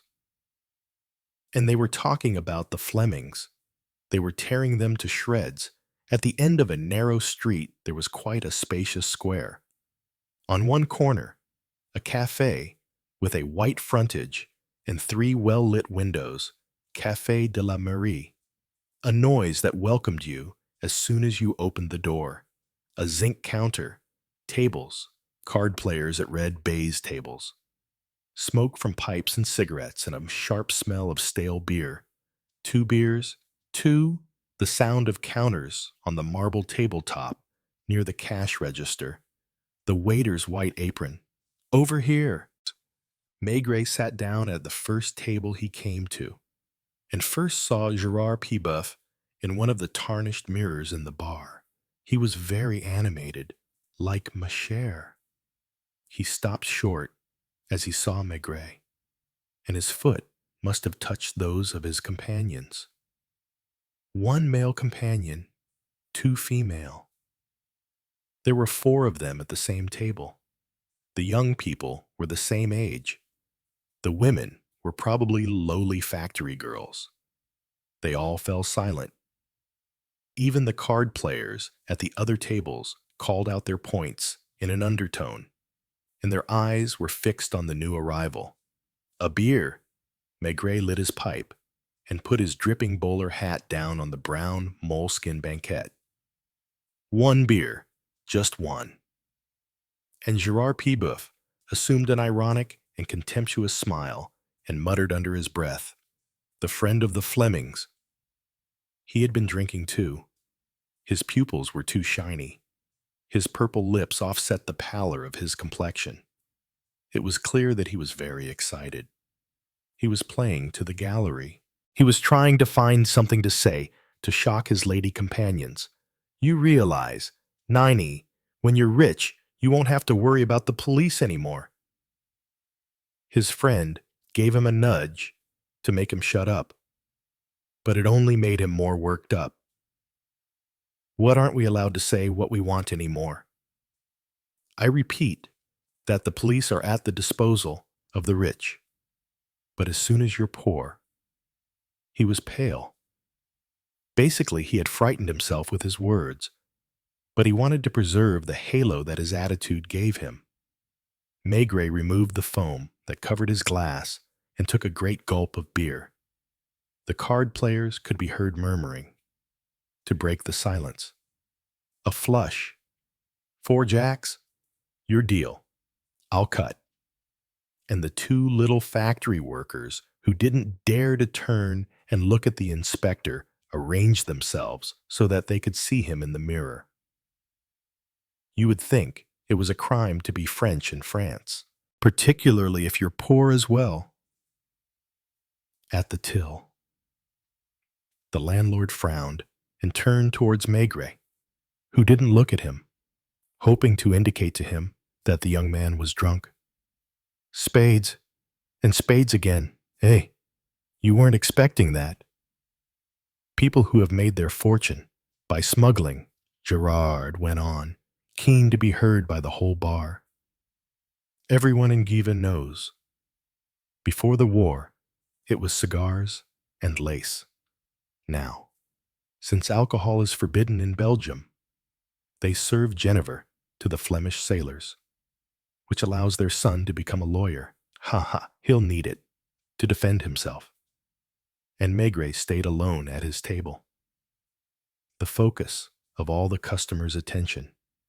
He hadn't taken off his overcoat. His shoulders were glistening with rain. The landlord became agitated, foreseeing trouble, and approached the inspector. "Please ignore him. He's been drinking. And the grief. Let's go." "Gerard," the little woman beside the young man murmured anxiously. "Come, so that he thinks I'm scared of him." He still had his back to Maigret. Each could see the other only in the mirrors. Now, the other customers were only playing for the sake of appearances and forgetting to mark the points on their tiles. "A brandy, please. Time for a drink." The landlord almost refused, but didn't dare. Given that Maigret was still pretending not to notice him, it's a complete outrage. That's what it is. These people take our daughters and kill them as soon as they've had enough of them. And the police. Maigret imagined old Piedboeuf, in his dyed uniform, doing the rounds of the workshops by the light of his hurricane lamp, coming back to his nice warm corner to eat his potatoes. Opposite. The Piedboeuf house, the midwife must have put the child to bed and was waiting for her own bedtime, reading or doing some knitting. Then, further off, the Flemish grocery, old Peeters being woken and led to his bedroom. "Seratun," Madame Peeters lowering the shutters. Anna, all by herself, undressing in her room, and the barges slumbering in the current that stretched the moorings, made the rudders creak and the dinghies collide. "Another beer." Maigret's voice was calm. He smoked slowly, blowing puffs of smoke towards the ceiling. "You'll all have noticed that he's taunting me, because he is taunting me." The landlord was desperate and had run out of ideas. A scandal was erupting. For, at those last words, Gerard had got to his feet and was standing in front of Maigret at last. His features were drawn, his lips contorted in anger. "I tell you that he's only come here to annoy us. Look at him. He's laughing at us. Because I've had a drink. Or rather because we haven't got any money." Maigret didn't move. It was insane. He was as motionless as the marble of his table. He had his hand on his glass. He was still smoking. "Diamonds trumps," said someone optimistically, in the hope of creating a diversion. And then Gerard took the cards from the card player's table and threw them across the room. Suddenly, half the customers were on their feet, not daring to come forwards, but ready to intervene. Maigret sat where he was. Maigret smoked. "But look at him. He's taunting us. He knows my sister was murdered." The landlord didn't know where to put himself. The two little women at Gerard's table looked at each other anxiously, and had already measured the distance they were from the door. He doesn't dare say anything. You'll notice that he doesn't dare open his mouth. He's scared. Yes, he's scared that the truth will come out. I swear to you that he's been drinking, the landlord cried, seeing Maigret get to his feet. Too late. Of all of them, it was probably Gerard who was the most frightened. That dark, wet mass coming towards him. He moved his hand briefly towards his pocket, and that movement was accompanied by a loud scream from a woman. The young man was drawing a revolver, but Maigret caught it in midair with his hand. At the same time, he stuck his foot out and sent Gerard sprawling. At most, one customer out of 3 knew what was happening. And yet, now they had all got to their feet. The revolver was in Maigret's hand. Gerard got back to his feet with a fierce expression on his face, humiliated by his defeat. And while the inspector put the gun in his pocket, with a gesture as calm as it was natural, the young man panted, "So are you going to arrest me?" Then, he wasn't standing up yet. He was pulling himself up with his hands. It was pitiful. "Go to bed," Maigret said slowly, as Gerard seemed not to understand. He added, "Open the door." There was a gust of fresh air in the stifling atmosphere. Maigret held Gerard's shoulder and pushed him towards the pavement. "Go to bed," and the door closed again. There was one person fewer in the bar, Germaine Piedboeuf. "He's blind drunk," muttered Maigret, sitting back in front of the beer he had just begun. The customers didn't know what they were supposed to do. Some of them had sat down in their seats again. Others were hesitating. Then Maigret, after taking a sip of beer, sighed, "It doesn't matter." Then, turning to his neighbor, who didn't know what was going on, he added, "You were saying that diamonds were trumps." Chapter 6. The Hammer. Maigret had decided to sleep in, less out of laziness than for want of anything better to do. It was about 10 o'clock when he had an unpleasant awakening. First of all, there was a violent knocking at his door, which he hated more than anything. Then, his senses still befuddled, he made out the rattle of rain on the balcony. "Who is it?" "Ma chère." He called out his name as if he were making a triumphant bugle call. "Come in, go and open the curtains." And Maigret, still in bed, saw the dull light of a filthy day flowing in. Downstairs, a fisherwoman was negotiating with the hotel landlord. "Some news." "It came in this morning with the first post." "Just a moment. Would you please call downstairs for them to bring me up my breakfast? Because there's no service bell." And without leaving his bed, Maigret lit a pipe that lay ready filled within his reach. News about whom? About Germaine Piedboeuf. Dead, dead as can be. Ma chère announced this with delight, taking a letter from his pocket. 4 large format pages decorated with administrative stamps, issued by the Public Prosecutor's Office of Huy to the Ministry of the Interior in Brussels, issued by the Ministry of the Interior to the Sûreté in Paris, issued by the Sûreté to the Flying Squad in Nancy, issued to Inspector Maigret in Givet. Keep it short, will you? Well, in a few words, she was pulled from the Meuse in Huy, about 100 kilometers from here, 5 days ago. They didn't immediately connect it with the request for information that I'd made to the Belgian police. But I'll read it to you. Can I come in? It was the chambermaid with coffee and croissants. When she had left, Ma chère continued, This 26th of January, in the year 19. No, old man, get straight to the point. Well, it seems almost certain that she was murdered. It's not just conjecture. It's a material fact. Listen, the body, as far as one can judge, must have been in the water for between 3 weeks and a month. Her state of, keep it short, grunted Maigret, who was eating. Decomposition. I know the conclusions, and most of all, no description. There's a whole page. Of what?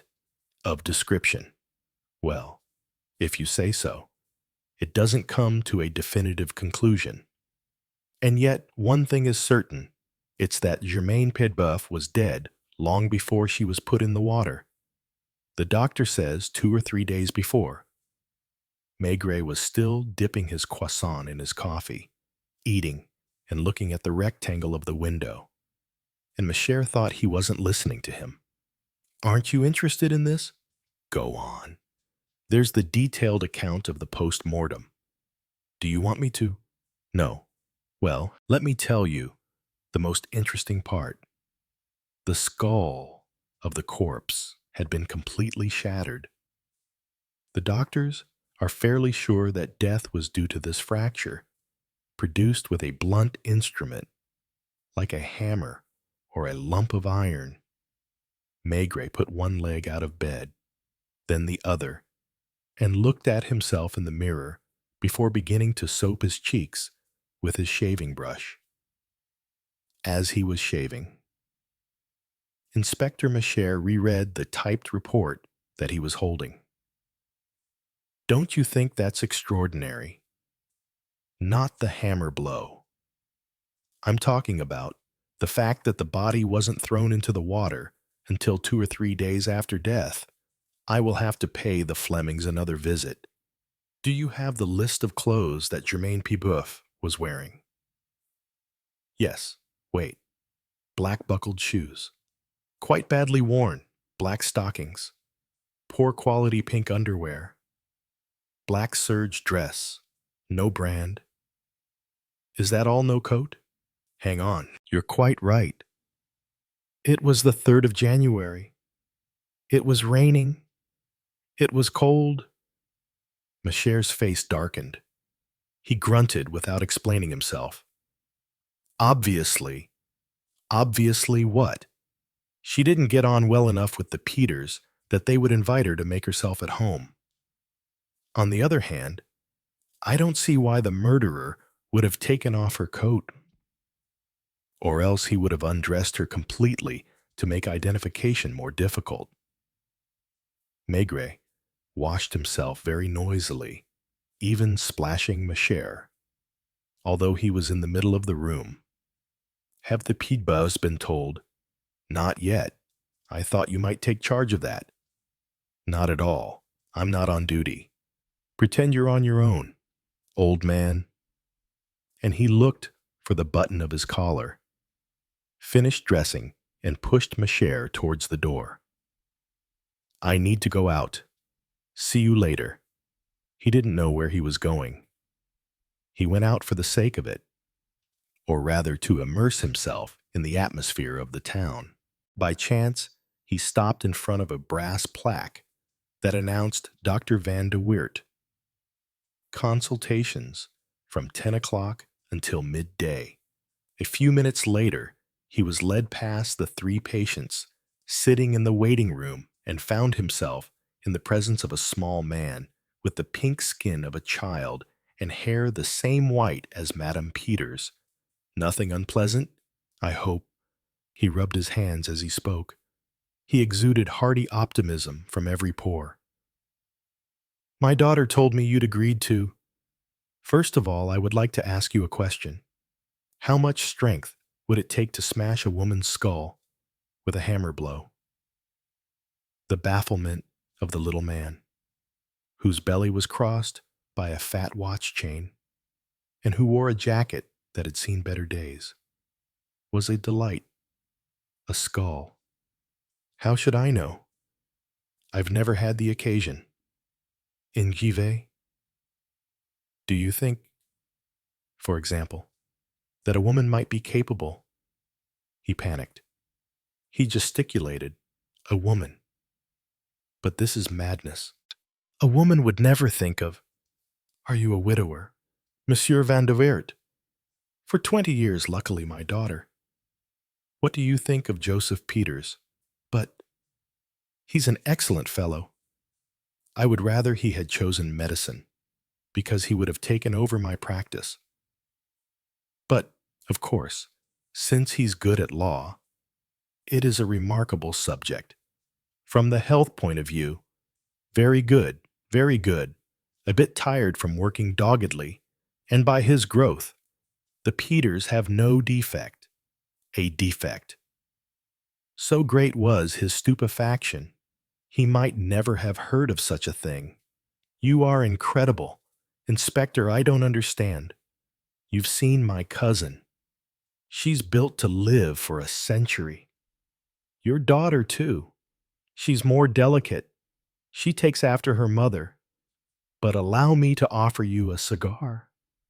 A true Fleming, like the ones one sees in the posters advertising a brand of Genever. A Fleming with full lips and clear eyes, proclaiming the simplicity of his soul. In the end, Mademoiselle Marguerite had to marry her cousin. His face darkened slightly, sooner or later, of course. Had it not been for that unfortunate affair, as far as he was concerned, it was only unfortunate. They just didn't grasp that the best thing to do was to accept a small sum for the child and, if possible, to move to a different town. I think it's the brother in particular who has a poor character. No, you couldn't hold it against him. He was sincere, naive by virtue of his sincerity. Not to mention the fact that there's no evidence that the child is Joseph's. He would have been far better off in a sanatorium with his mother. So your daughter was waiting. And Van de Weert smiled. She has loved him since she was 14 or 15. Isn't that lovely? Was I supposed to stand in their way? Do you have a light? If you ask my opinion, there isn't even anything to get worked up about. The young woman, who was always a little manhunter, has followed a new boyfriend somewhere or other, and her brother took advantage of the fact to try and make himself some money. He didn't ask Maigret's advice. He was sure that his opinion was right.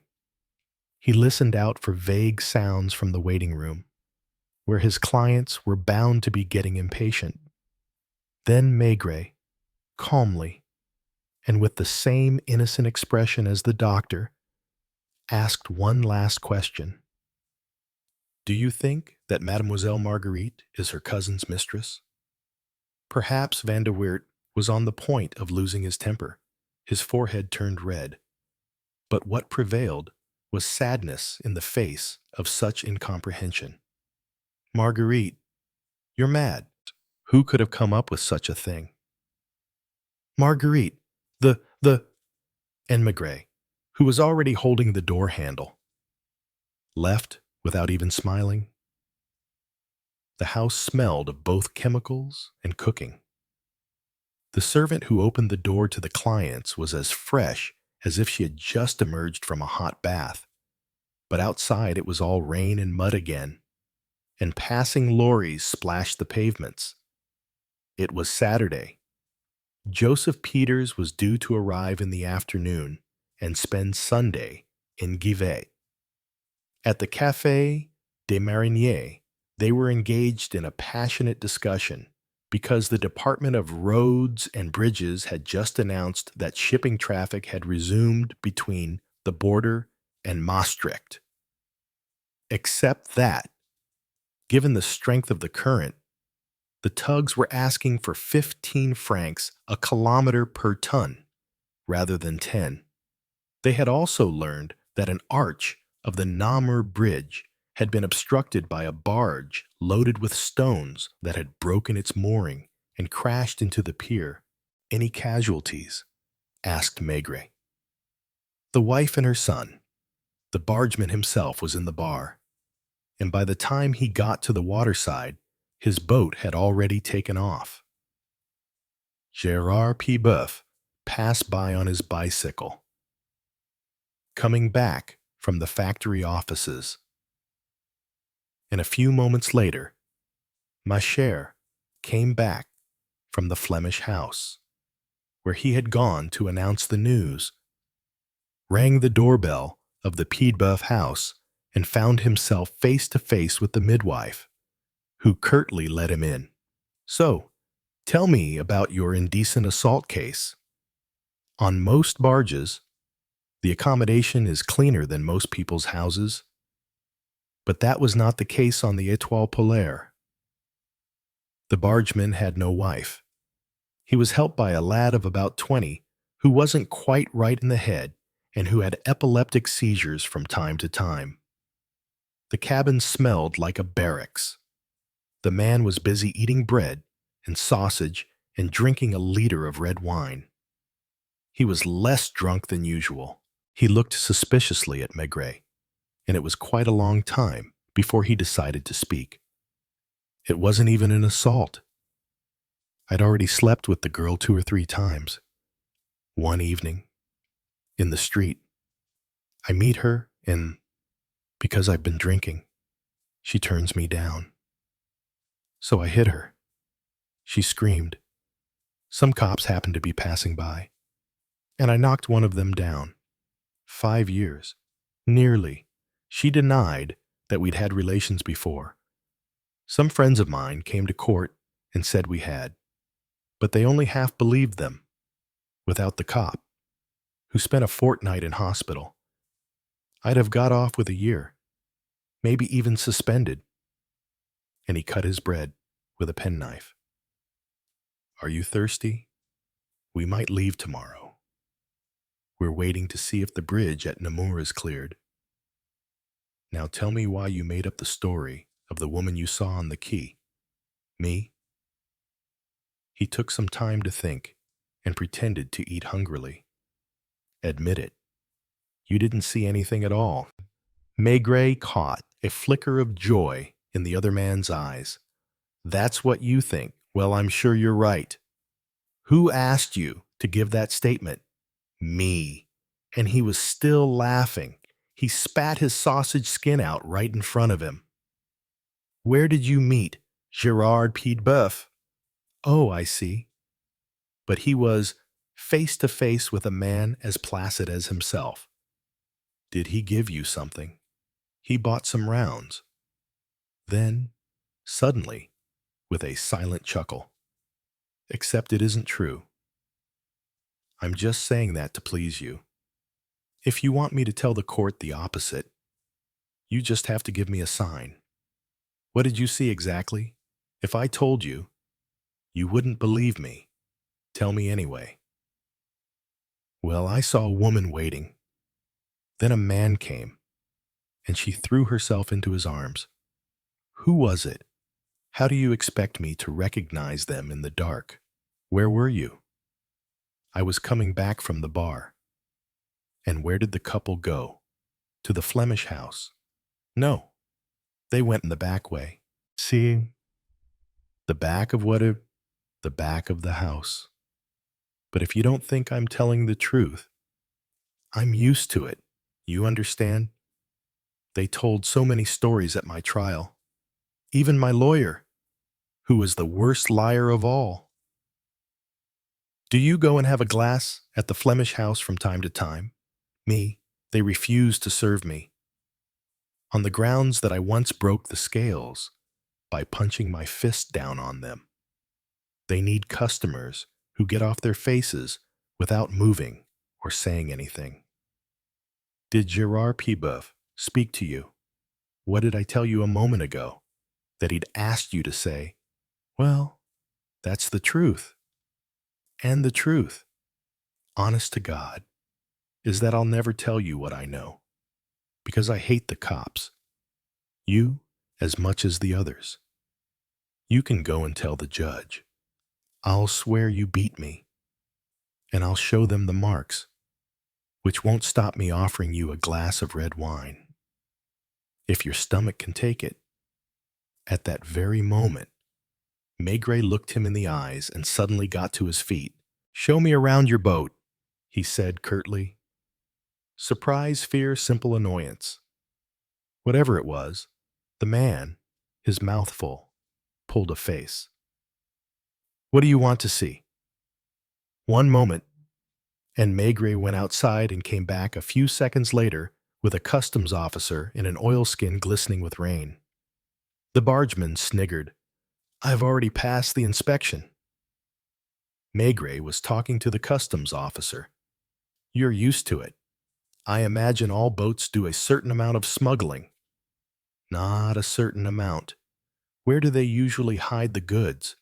"It depends. In the old days, they used to lock it up in waterproof boxes that they fastened under the boat, but now we put a chain under the hull, so they can't do that now. Under the floor, too. Sometimes between the floor and the bottom. But we tend to make a few holes with a huge drill that you might have seen on the quay. So, wait, what's your cargo?" "Ironwork." "It would take too long," grunted the customs officer. "We'll have to look elsewhere." And Maigret didn't take his eyes off the bargeman. He hoped for a revealing glance towards some hiding place. The man was still eating. Not hungrily. Just to do something. He wasn't frightened. On the contrary, he sat firmly where he was. "Get up." This time, he obeyed with bad grace. "Am I not allowed to sit down in my own place these days?" On the chair there was a filthy cushion, which Maigret picked up. 3 sides of the cushion were sewn normally. The fourth bore coarse stitches that hadn't been made by a seamstress. "Thank you, I don't need you anymore," Maigret said to the customs man. "You think he's smuggling?" "Not in the slightest. Thank you." And he waited until the official reluctantly left. "What is it?" "Nothing at all. Do you usually put things as hard as that in cushions?" The stitches parted, revealing something black. And soon Maigret unfolded a little worn serge coat full of creases. It was the same serge described in the report from the Belgian public prosecutor's office. There was no label. The piece of clothing had been made by Germaine Piedboeuf herself. But that wasn't the most interesting object. In the middle of the parcel, there was a hammer, its handle polished with use. "The funniest thing," the bargeman muttered, "is that you're making a big mistake. I haven't done anything. I got those 2 things there out of the Meuse on the 4th of January, first thing. And you thought it was a good idea to put them in a safe place." "I'm starting to get used to it," the man replied complacently. "Are you arresting me? Is that all you have to say?" "That you're making a big mistake. Are you still leaving tomorrow?" "If you don't arrest me, it's very likely." It must have been the biggest surprise in the world to see Maigret carefully making up the parcel again, slipping it under his overcoat, and leaving without a word. He watched him walk off in the rain along the quay, passing in front of the customs man, who saluted him. Then he went back down into his cabin, shaking his head, and poured himself a drink. Chapter 7. A 3-hour gap. When Maigret arrived at his hotel for lunch, the landlord told him the postman had turned up with a recorded delivery letter at his address, but hadn't wanted to leave it. It was like a signal for 1,000 petty concerns to get together and start harassing a man. As soon as he sat down, the inspector asked after his colleague. No one had seen him. He had them call his hotel. He was told that he had left half an hour before. It didn't matter. Maigret didn't even have the power to give instructions to Michel, but he would have liked to suggest that he keep an eye on the bargeman. At 2 o'clock, he was at the post office, where he was handed the recorded delivery letter. It was a silly story. Some furniture he had bought and refused to pay for because it wasn't what he'd ordered. The supplier had sent him a formal demand. He had to spend half an hour writing his reply. Then a letter to his wife to give her instructions on the subject. No sooner had he finished than he was called to the phone. It was the head of the police judiciaire asking him when he would be back and requesting that he send some details about 2 or 3 cases currently underway. Outside, it was still raining. The cafe floor was covered with sawdust. There was no one there at that time of day, and the waiter was taking advantage of the fact to get on with his own correspondence. One ridiculous little detail Maigret hated writing on marble tables, and there were no others. Please call the Hôtel de la Gare and find out if anyone's seen the inspector. Maigret was in a vaguely bad mood, all the more aggravating because it had no serious cause. 2 or 3 times he went and pressed his forehead against the misted window. The sky was becoming a little clearer, the drops of rain less frequent, but the muddy quay was still deserted. At about 4 o'clock, he heard a blast from a whistle. He ran to the door and saw a tug, belching out thick steam for the first time since the spate had begun. The current was still violent when the tug, slender and light, a thoroughbred in comparison with the barges, came away from the shore. It literally reared up, and for a moment looked as if it was going to be dragged away by the flood. A new whistle blast, more strident this time, and it turned into the current. A cable stretched behind it. A first barge broke away from the block of waiting boats and drifted across the Meuse as 2 men pulled with all their might on the helm.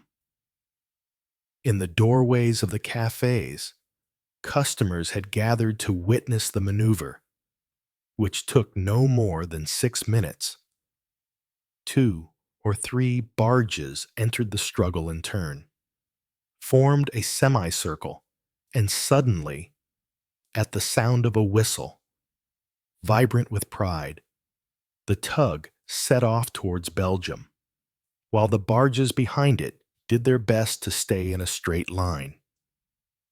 The Étoile Polaire was not part of the train, and consequently, I ask you to be so kind as to collect from my home at Boulevard Richard Lenoir the furniture which— Maigret wrote unusually slowly, as if his fingers were too big for the pen that they were crushing on to the paper. By contrast, this produced handwriting that was small, but fat, which, from a distance, looked like a series of stains. Monsieur Peeters, going past on his motorbike, announced the waiter, who was lighting the lamps and drawing the curtains over the big window. It was 4:30. It takes courage to cover 200 kilometers in weather like that. He's muddy from head to toe. Albert, the telephone, cried the landlady. Maigret signed the letter and put it in an envelope. It's for you, Inspector from Paris. Hello? Hello? Yes, it's me. And Maigret tried to rein in his bad mood. It was his wife on the phone, asking him when he was coming back. Hello? They came for the furniture. I know. I'll do what needs to be done. There's also a letter from the English colleague who— Yes, darling, it doesn't matter. Is it cold there? Cover up well? You haven't quite recovered from your cold, and— Why did he feel almost painful impatience, a vague impression? He felt as if he was missing something, wasting his time in this cabin. I'll be in Paris in 3 or 4 days. Is that all? Yes. Lots of love. Goodbye. In the cafe, he asked where he would find a post box. Just on the corner of the street, by the tobacconists. It was dark outside. All that could be seen of the mews was the reflections of the street lights.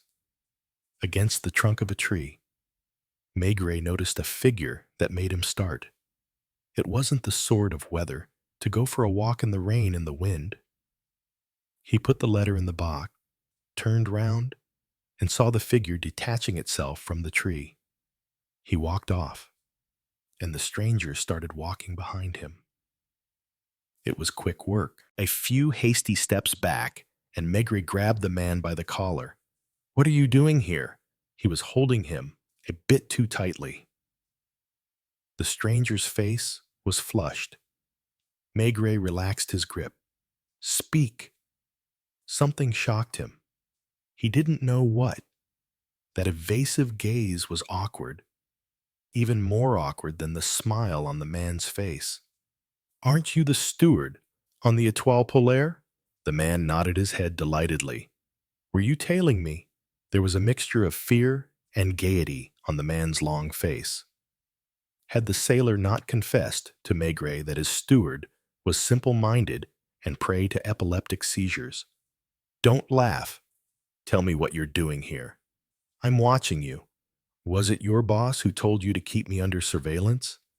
It was impossible to be brutal with this poor wretch.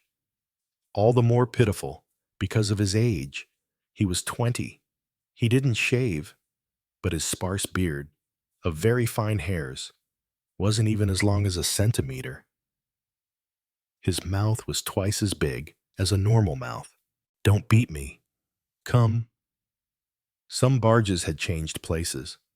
For the first time in weeks, there was activity on board, because they were preparing to leave. Women could be seen going for provisions. Customs men were walking around, boarding the boats. The Étoile Polaire, once the other boats had left, was isolated, and her bows were some distance from the shore. There was a light in the cabin. "You go ahead." He had to walk along a gangway that consisted only of a sagging and unstable plank. There was no one on board. Even though the paraffin lamp was lit, where does your boss keep his Sunday best? For Maigret saw an unusual degree of chaos. The steward opened a cupboard and was amazed by what he saw. The clothes that the bargeman had been wearing in the morning could be seen lying on the floor. And his money! Gestures of furious denial. The idiot didn't know. The money was hidden. "It's all right. You can stay here." Maigret went outside, his head down, and bumped into a customs man. "You haven't seen the man from the Étoile Polaire?" "No." "Isn't he on board?" "I thought he was supposed to be leaving first thing." "Does he own the boat?" "Far from it. It belongs to one of his cousins, who lives in Flemish, an eccentric like himself." "What does he earn from the barge?" 600 francs a month. Perhaps a bit more with the smuggling, but not much. The Flemish House was lit up. There were lights on not only in the windows of the shop, but also on the first floor. A few minutes later, the bell of the grocery rang. Maigret wiped the soles of his shoes on the mat and called out to Madame Peeters, who was already running from the kitchen. "Don't let me bother you." The first person he saw when he was ushered into the dining room was Marguerite van de Weert, who was flicking through a musical score. She was more diaphanous than ever in her pale blue satin dress, and she gave Maigret a welcoming smile. "Have you come to see Joseph? Isn't he here?" "He's gone upstairs to change." It's insane to go out on a motorbike in weather like this, especially him. when his health is already delicate and his exams are taking such a toll on him. It wasn't love, it was adoration. It was as if she was capable of spending hours not moving, looking at this young man. What was it about him that inspired such feelings? Did his sister not speak of him in almost identical terms? Is Anna with him? She's getting his clothes ready for him. What about you? Have you been here for long? An hour. Did you know that Joseph Peeters was going to come? Slight unease. It only lasted a second, and she continued straight away. He comes every Saturday at the same time. Is there a phone in the house? Not here at home. Of course, my father needs it all the time. He was starting to dislike her. He didn't know why. Or more precisely, she was starting to get on his nerves. He didn't like her babyish ways, her deliberately childish way of talking, her expression, which was supposed to be candid. Wait a second. Here he comes. And sure enough, there was the sound of footsteps on the stairs. Joseph Peeters came into the dining room, quite clean, quite neat, his hair still bearing the traces of a wet comb. Been here long, Inspector. He didn't dare to hold out his hand. He turned towards Marguerite. And you haven't offered him anything to drink. In the shop, several people were talking Flemish. Anna arrived in turn, peaceful, and bowed as she must have learned at the convent. Is it true, Inspector, that there was a scene last night in a cafe in the town? I know that people always exaggerate, but sit down, Joseph, go and get something to drink. There was a coal-nut fire in the hearth. The piano was open. Maigret tried to identify an impression that he had had since he arrived, but every time he thought he was on the point of reaching his destination. His thought became elusive.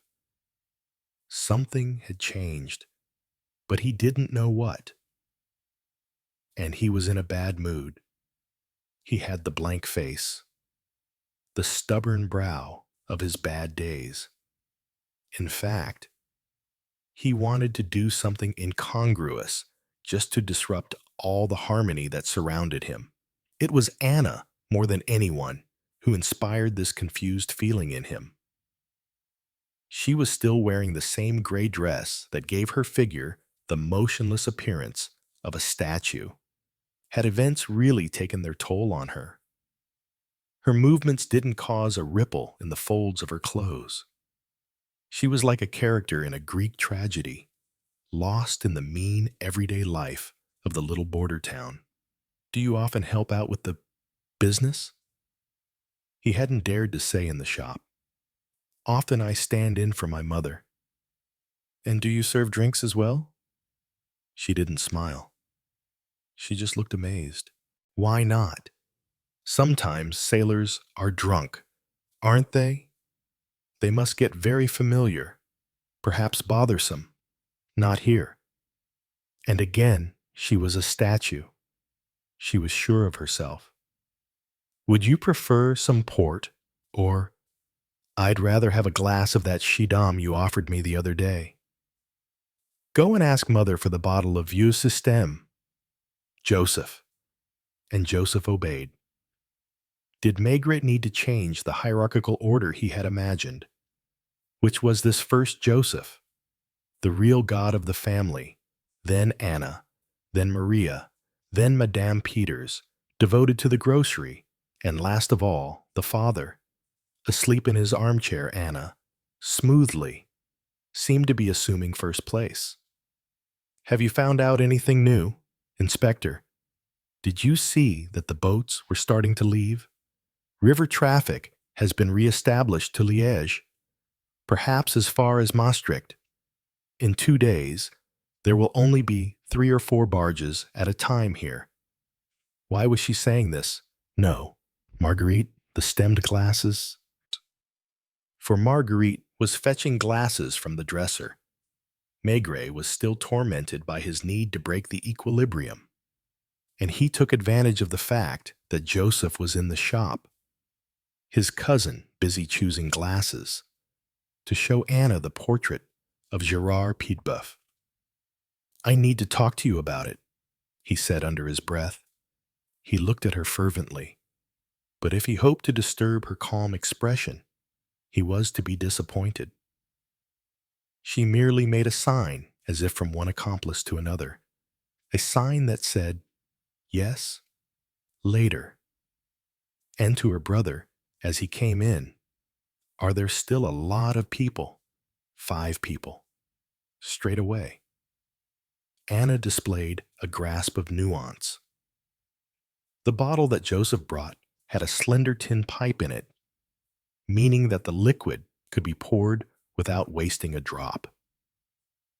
Before serving him, the girl took out this accessory, indicating that it was unseemly in a drawing room with guests. Maigret warmed his glass in the hollow of his hand for a moment. "To your good health," he said. "To your good health," repeated Joseph Peeters, who was the only one drinking. "We now have proof that Germaine Piedboeuf was murdered." Only Marguerite uttered a little startled cry, the sort of girlish cry that one hears in the theater. "That's terrible. I heard, but I didn't want to believe it," said Anna. "It's going to make our situation even more difficult, isn't it? Or easier? Particularly if I manage to prove that your brother wasn't in Givet on the 3rd of January. Why? Because Germaine Piedboeuf was killed with blows from a hammer. My God, don't say any more." It was Marguerite who got up, very pale, on the brink of fainting. "I have the hammer in my pocket." "No, please, don't show us." But Anna stayed calm. She addressed her brother. "Has your friend come back?" she asked. "Yesterday." Then she explained to the inspector, "It's the friend he spent the evening of the 3rd with in a cafe in Nancy. He had set off for Marseille about 10 days ago, after his mother died. He's just come back." "Your good health," replied Maigret, emptying his glass. And he picked up the bottle and poured himself another drink. Every now and again the bell rang, or there was the sound of a little shovel pouring sugar into a paper bag and the bump of the scales. "Isn't your sister any better?"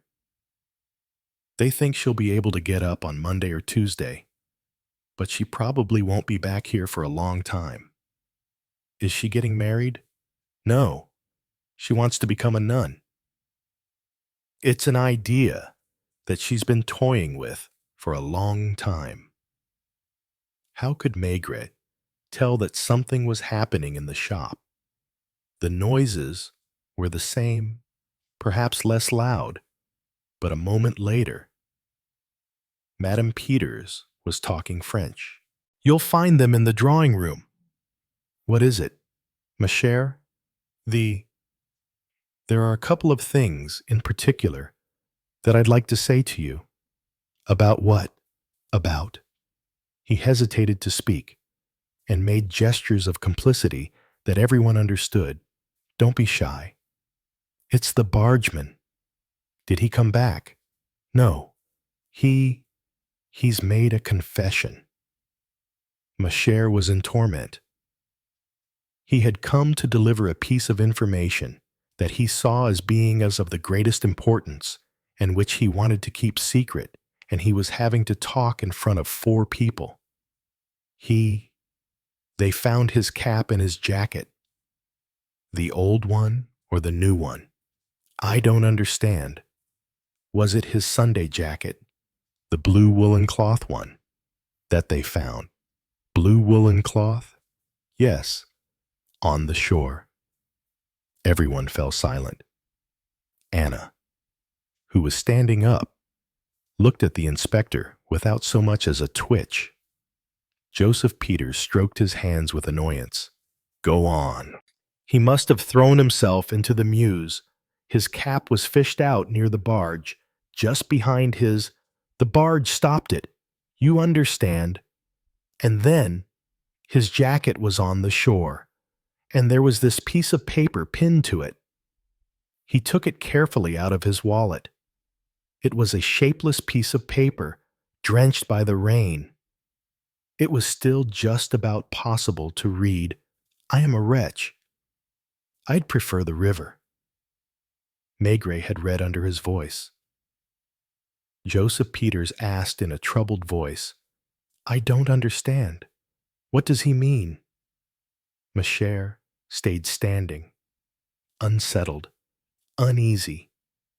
Marguerite looked at each of them in turn with big, inexpressive eyes. I think you're the one who... Maigret began, and Maigret got up cordially.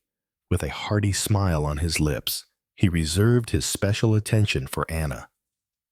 You see, I was talking to you about a hammer a moment ago. Don't, begged Marguerite. What are you doing tomorrow afternoon? The same as every Sunday. We spend it with the family. Only Maria will be missing. Will you let me come and pay my compliments? Perhaps there might be some of that excellent rice tart? And Maigret made for the corridor, where he put on his overcoat, made twice as heavy by the rain. Please excuse me, stammered Maigret. It was the inspector who wanted... Come, in the shop. Madame Peeters had hoisted herself onto a ladder to take down a packet of starch from the top shelf. A bargeman's wife was waiting with a gloomy expression, with a string shopping bag on her arm. Chapter 8. The visit to the Ursulines. There was a little group of people near the place where the sailor's cap had been fished out. But Maigret, dragging Maigret with him, walked towards the bridge. You hadn't told me about this hammer. If you had, I'd have known. What have you been doing all day? And Maigret looked like a schoolboy who had been caught out. I went to Namur. I wanted to check that Maria Peeters' sprain. Well, they wouldn't let me in. I ended up in a convent full of nuns looking at me like a beetle that had fallen into their soup. Did you insist? I even used threats. Maigret suppressed a smile of amusement. Near the bridge, he went into a garage that hired cars and asked for a car and driver to take him to Namur. 50 kilometers there and 50 kilometers back, along the Meuse. Will you come with me? Do you want me to? Because I tell you, they won't let you in. Not to mention that now they've found the hammer. Fine. Do something else. You take a car as well. Go to all the little stations in a 20-kilometer radius. Check that the bargeman hasn't taken the train. And Maigret's car set off, snug in the cushions. The inspector smoked his pipe beativically. All that he saw of the landscape was the starburst of lights on each side of the car. He knew that Maria Peeters was a form mistress in a school run by the Ursulines. He also knew that the Ursulines are, in the religious hierarchy, the equivalent of the Jesuits, which is to say that in a sense they form its teaching aristocracy. The cream of the province must have sent their children to the school in Namur. Given that, it was amusing to imagine Inspector Maigret in discussion with the nuns, insisting on getting inside and even using threats. I forgot to ask him what he called them, Maigret reflected. He must have said ladies, or even sister. Maigret was big, heavy, wide-shouldered, coarse-featured, and yet, when he rang at the door of the convent, in a little provincial street where grass grew between the cobbles, the lay sister who opened the door to him wasn't startled in the slightest. "I would like to talk to the Mother Superior," he said. "She's in chapel, but once benediction is finished," and he was brought into a parlor, compared to which the Peters dining room was all dirt and chaos. You really could see your face in this parquet floor. You got the sense that not even the slightest thing had changed, that the chairs had stood in the same place for years, that the clock on the mantelpiece had never stopped, had never been fast or slow. In the sumptuously tiled corridors, sliding footsteps, sometimes whispers, at last, very soft and far away, the sound of an organ playing. The people at the Quai des Orfèvres would probably have been surprised to see a Maigret very much at his ease. When the Mother Superior came in, he greeted her discreetly, calling her by the name that one must give to the Ursulines, namely, Reverend Mother. She waited, hands on her hips. "Sorry to disturb you, but I'd like to ask your permission to visit one of your teachers. I know the rules forbid it. Nonetheless, a person's life, or at least their liberty, depends on it. Are you from the police as well? I think you received a visit from an inspector, a gentleman who said he was from the police, who made some noise and left shouting that we'd be hearing from him again." Maigret apologized for him, remained calm, polite, and deferential. He uttered a few deft phrases, and a short time later, a lay sister was instructed to tell Maria Peeters that there was someone to see her, a girl of great merit, I think. Reverend Mother, I have only the very best things to say of her. At first, the chaplain and I didn't want to take her because of her parents' trade, not the grocery. But the fact that they served drink, we passed over that, and we can only congratulate ourselves. Yesterday, coming down the stairs, she twisted her ankle, and since then she's been in bed, very downcast, because she knows it's causing us trouble. The lay sister came back at last. Maigret followed her along endless corridors. He met several groups of pupils, all dressed in the same way black dress, with little pleats and blue silk ribbon around their necks. At last, on the second floor, a door opened. The lay sister asked if she should stay or go. "Leave us, sister." A very simple little room, oil-painted walls, decorated with religious lithographs and black frames and a big crucifix, an iron bed, a thin figure barely visible under the covers. Maigret couldn't see a face. No one said anything to him. Once the door had closed, he stayed motionless for a while, embarrassed by his wet hat, his thick coat. At last, he heard a muffled sob, but Maria Peeters still hid her face in the blankets and stayed turned towards the wall. "Don't be upset," he murmured mechanically. "Your sister Anna must have told you that I come as a friend." But that did nothing to calm the girl. On the contrary, her body was agitated now by real nervous spasms. "What did the doctor say? Are you to stay in bed for a long time?" It was awkward, talking to an invisible person like that, particularly given that Maigret didn't even know her. The sobs came less quickly. She must have been regaining her composure. She sniffed, and her hand looked for a handkerchief under the pillow. "Why are you so nervous? The Mother Superior was just telling me how highly she thinks of you.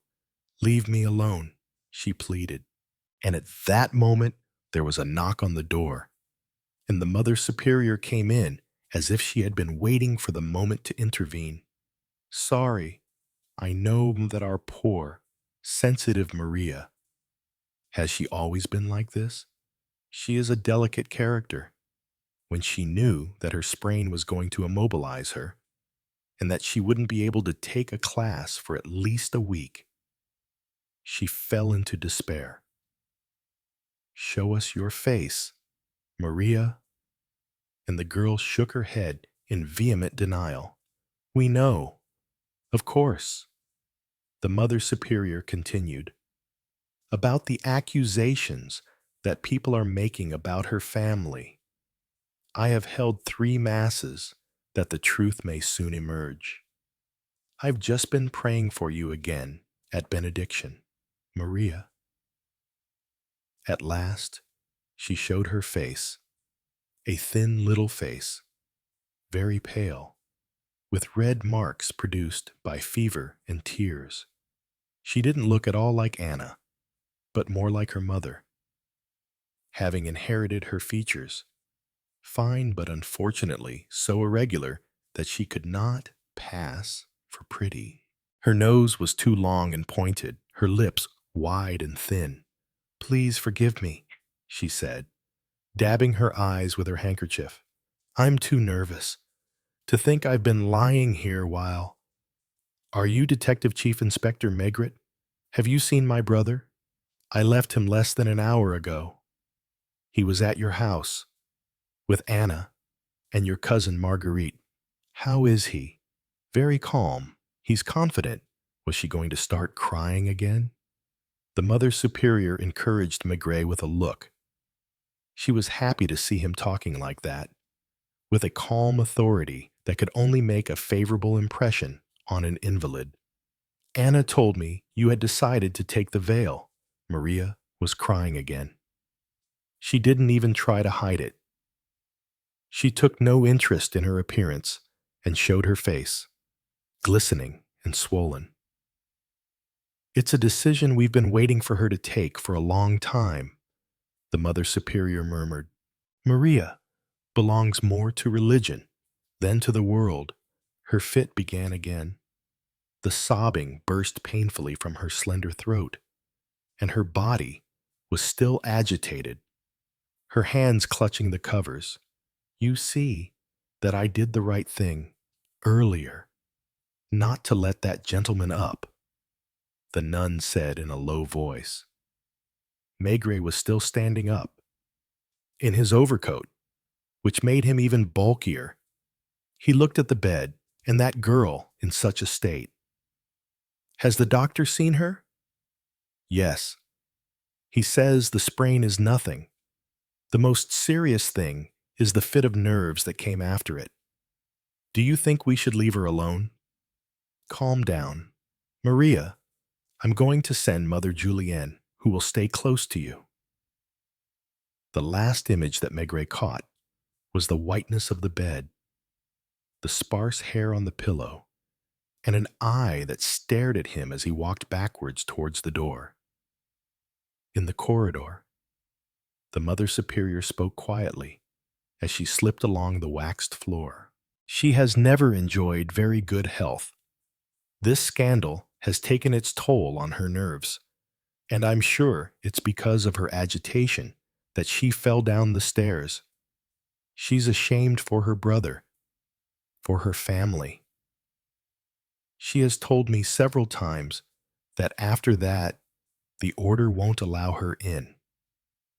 For hours at a time, she remains prostrate, staring at the ceiling, without taking the slightest nourishment. Then, for no apparent reason, another fit will break out. We're giving her injections to try to restore her." They had reached the ground floor. "Can I ask you what you think of this business, Inspector?" "You can, but I would be embarrassed to give you an answer.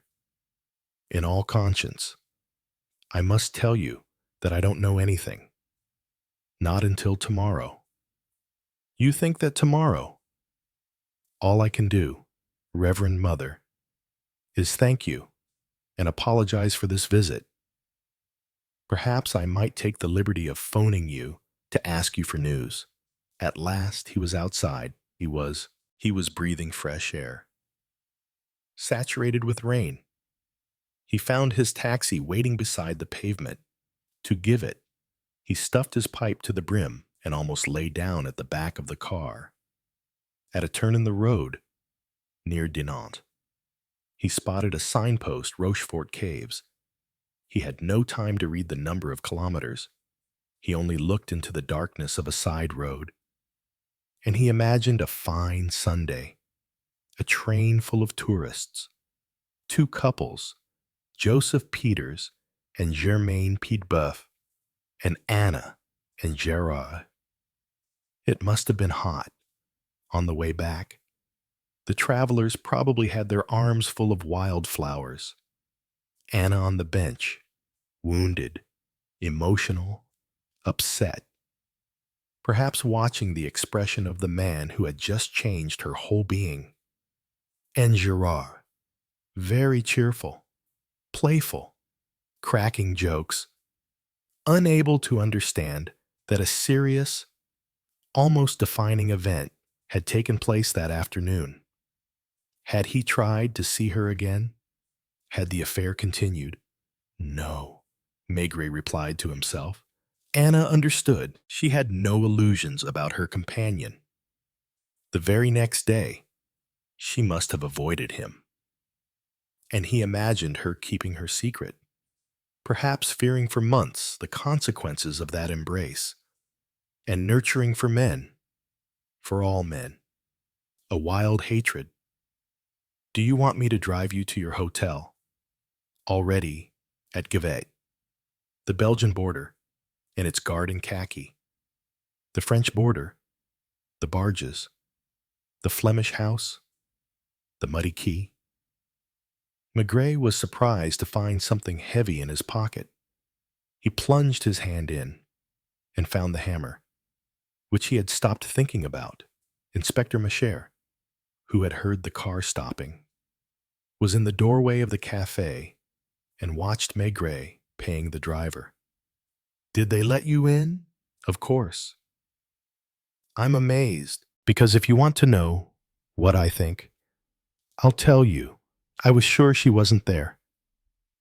Where would she have been? I don't know.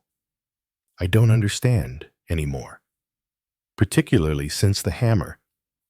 Do you know who came to see me? The bargeman.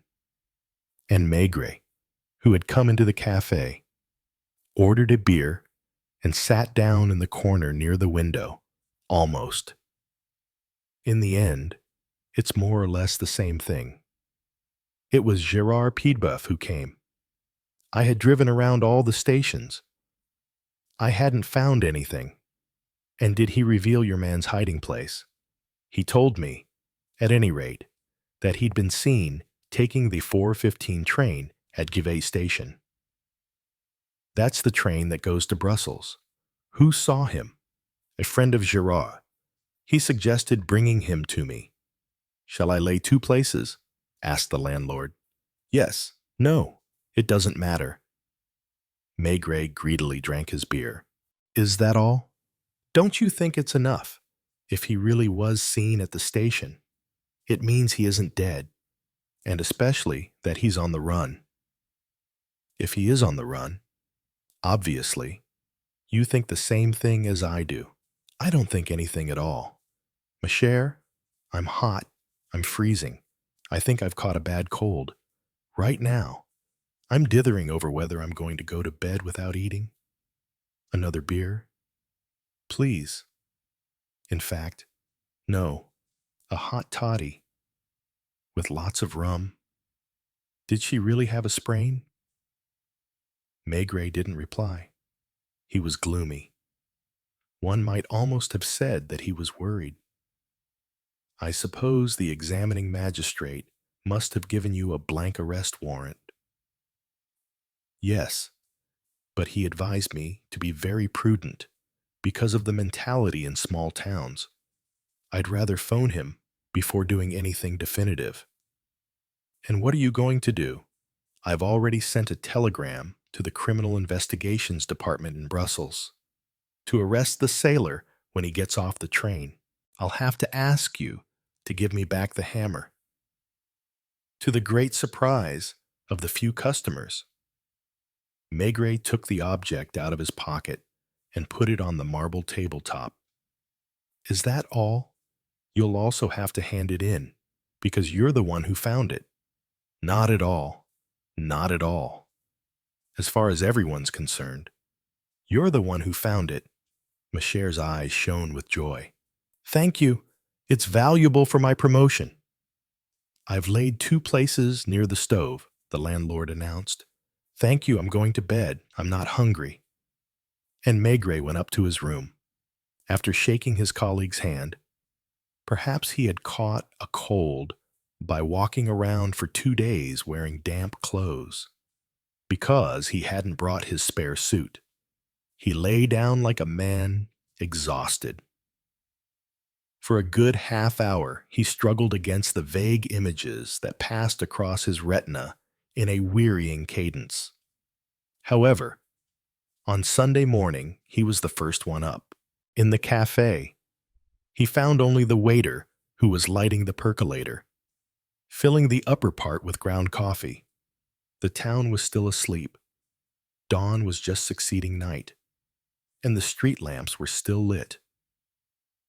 On the river, on the other hand, they were calling from one barge to another. They were throwing cables, and a tug moved to the head of the line. A new train of boats set off towards Belgium and Holland. It wasn't raining, but the fog left droplets of water on his shoulders. The bells of a church were ringing, somewhere. A light at a window in the Flemish House. Then the door opening up, Madame Peeters closing it carefully again and leaving on hasty feet, clutching a missile wrapped in cloth. Maigret spent the whole morning outside, just occasionally going into a cafe to have a glass of alcohol and warm himself up. People who knew said it was going to freeze, and that it would be a disaster for the regions flooded when the river broke its banks.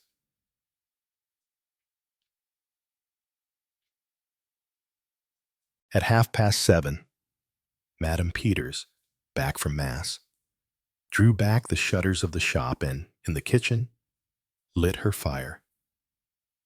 It was not until about 9 o'clock that Joseph appeared in the doorway for a moment, without a false collar, not yet washed or shaved, his hair disheveled. At 10 o'clock, he set off for Mass with Anna, who was wearing a new beige woolen coat.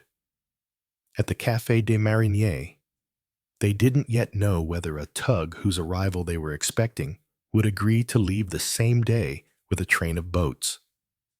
So the bargemen were there all day, occasionally popping outside to look at the swollen river.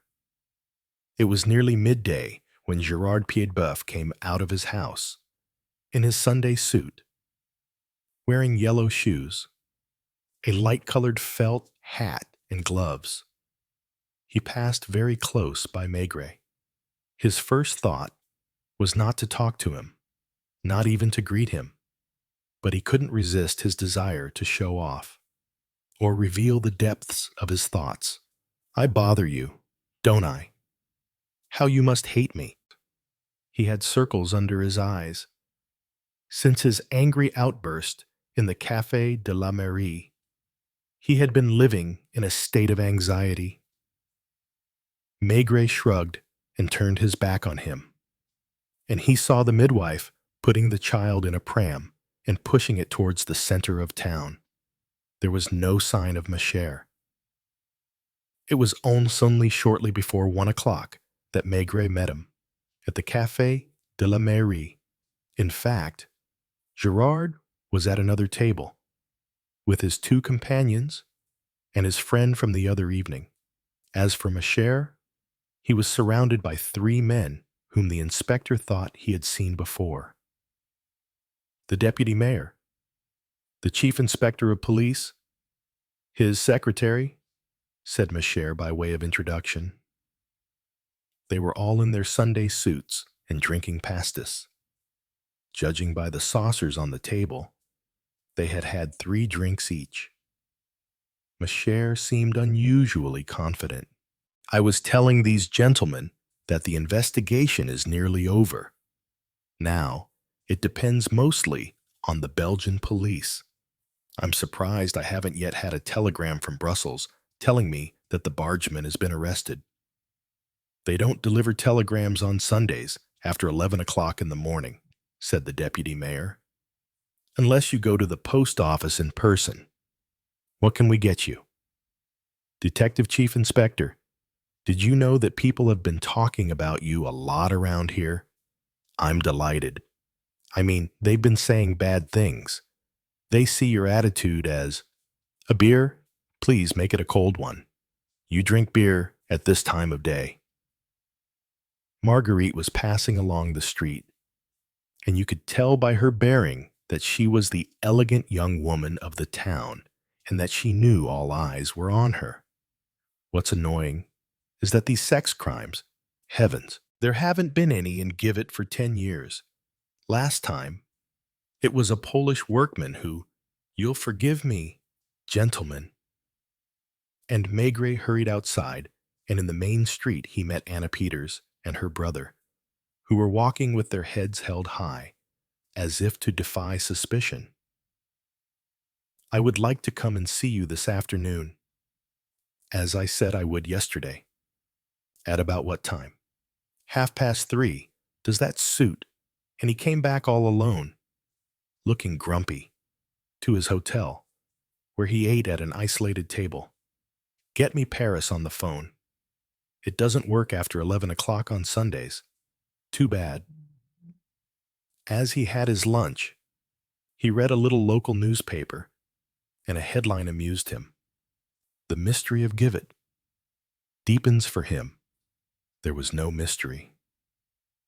Bring me some beans, he called to the waiter. Chapter 9. The Hands That Do Not Touch. You can't sleep. All night long, the only sounds you hear are the wind whistling through the cracks in the attic window and the ticking of the clock like the breathing of a caged animal. The death of little Georges was given 2 short words, tragedy. But you know, tragedies in places like Givet don't happen by accident. They ferment for a long time in silence. The next morning, you return to the Flemish House. The house is unchanged. The windows are closed. The curtains unmoved. The damp smell of old wood and time rotting. The mother greeted her friend as if she had seen her husband off to the train station early in the morning. Cold. Empty. Her black dress was unwrinkled. She sat down without saying anything. You place your hands on the wooden table, close to the edge, and ask, do you know what Georges fears most? She looked at you. No reaction. Not a blink. The boy used to draw.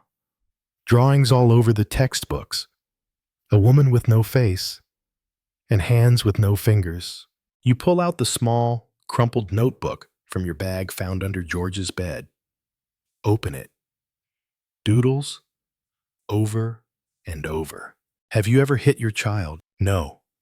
She answered, quickly, evenly, without emotion. You said nothing more. You just gently turned the last page of the notebook where the boy had written a single line. I know that hand will never touch me, but I'm still afraid of it. You step out of the house as if you've just left a morgue. The air outside is no lighter. Snow is beginning to fall lightly. You stop by the school and meet Georges' teacher, a young woman with sad eyes and clasped hands. You ask her a question, and she hesitates. The boy cowered when adults approached, always polite, but cautious, as if he had been punished for his innocence. You nodded slightly. The teacher bent down and pulled a handkerchief from the drawer. I've had it since George's birthday. No one came. No cake. No candles. Just me and a slice of apple. Late in the afternoon, you visit your uncle's house. A man everyone considers normal, but his eyes always stare at you for too long. He greets you with a faint smile and an unnecessary greeting. I really like Georgie. Good boy. Reasonable. Never asks for anything. He would never dare ask. You think, but you just smile and ask. Have you ever seen George cry? No.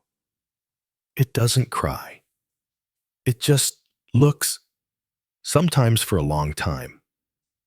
I wonder what it's thinking. Did you ever take the boy out? A few times, in the woods.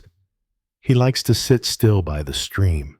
Did you ever take a picture of the boy? Me, no. But I have a camera.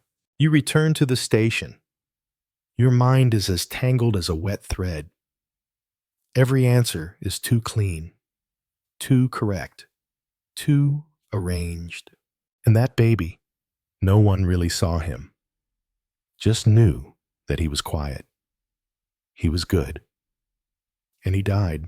You open the file again. One small detail. Everyone overlooked death by asphyxiation. No strangulation marks. You look up. Chills down your spine. Georges did not commit suicide. Chapter 10. Silence is not innocence. You return to your uncle's house in the dark. The lights are off. The curtains are drawn. But from the cracks in the window, the fire flickers on the wall like streaks of blood searching for a way out. You don't knock. You open. It's not locked. Inside, a man sat by the fireplace.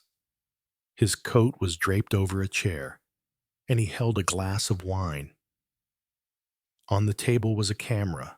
You entered, as soft as a cold wind. He raised his head, not startled, not surprised. You came just in time. You don't answer. Just look at the camera. Want to see pictures? You nod. He places a stack of photos on the table. Not pressed into an album. Not hidden. Photos of Georges. Standing in the woods. Sitting on a rock. His face was neither smiling nor sad, just lifeless. One shot. Georges turned around, eyes wide with panic. Hand raised to block the lens. You pick that plate up. When was this photo taken? A week before it died. Alantal. Why is his hand shaking? I do not know. You look back at him, a clean-cut, intellectual-looking man with soft manners. But you've seen this type before. In Paris, in areas where the police frequent after-school hours. How long have you lived here? Since childhood. Already, then sent away. Boarding school. Then back. Why? He shrugged. Being accused of being too close to others, you understand. No need to say. No need to ask more. Were you with Georges the night he died? No.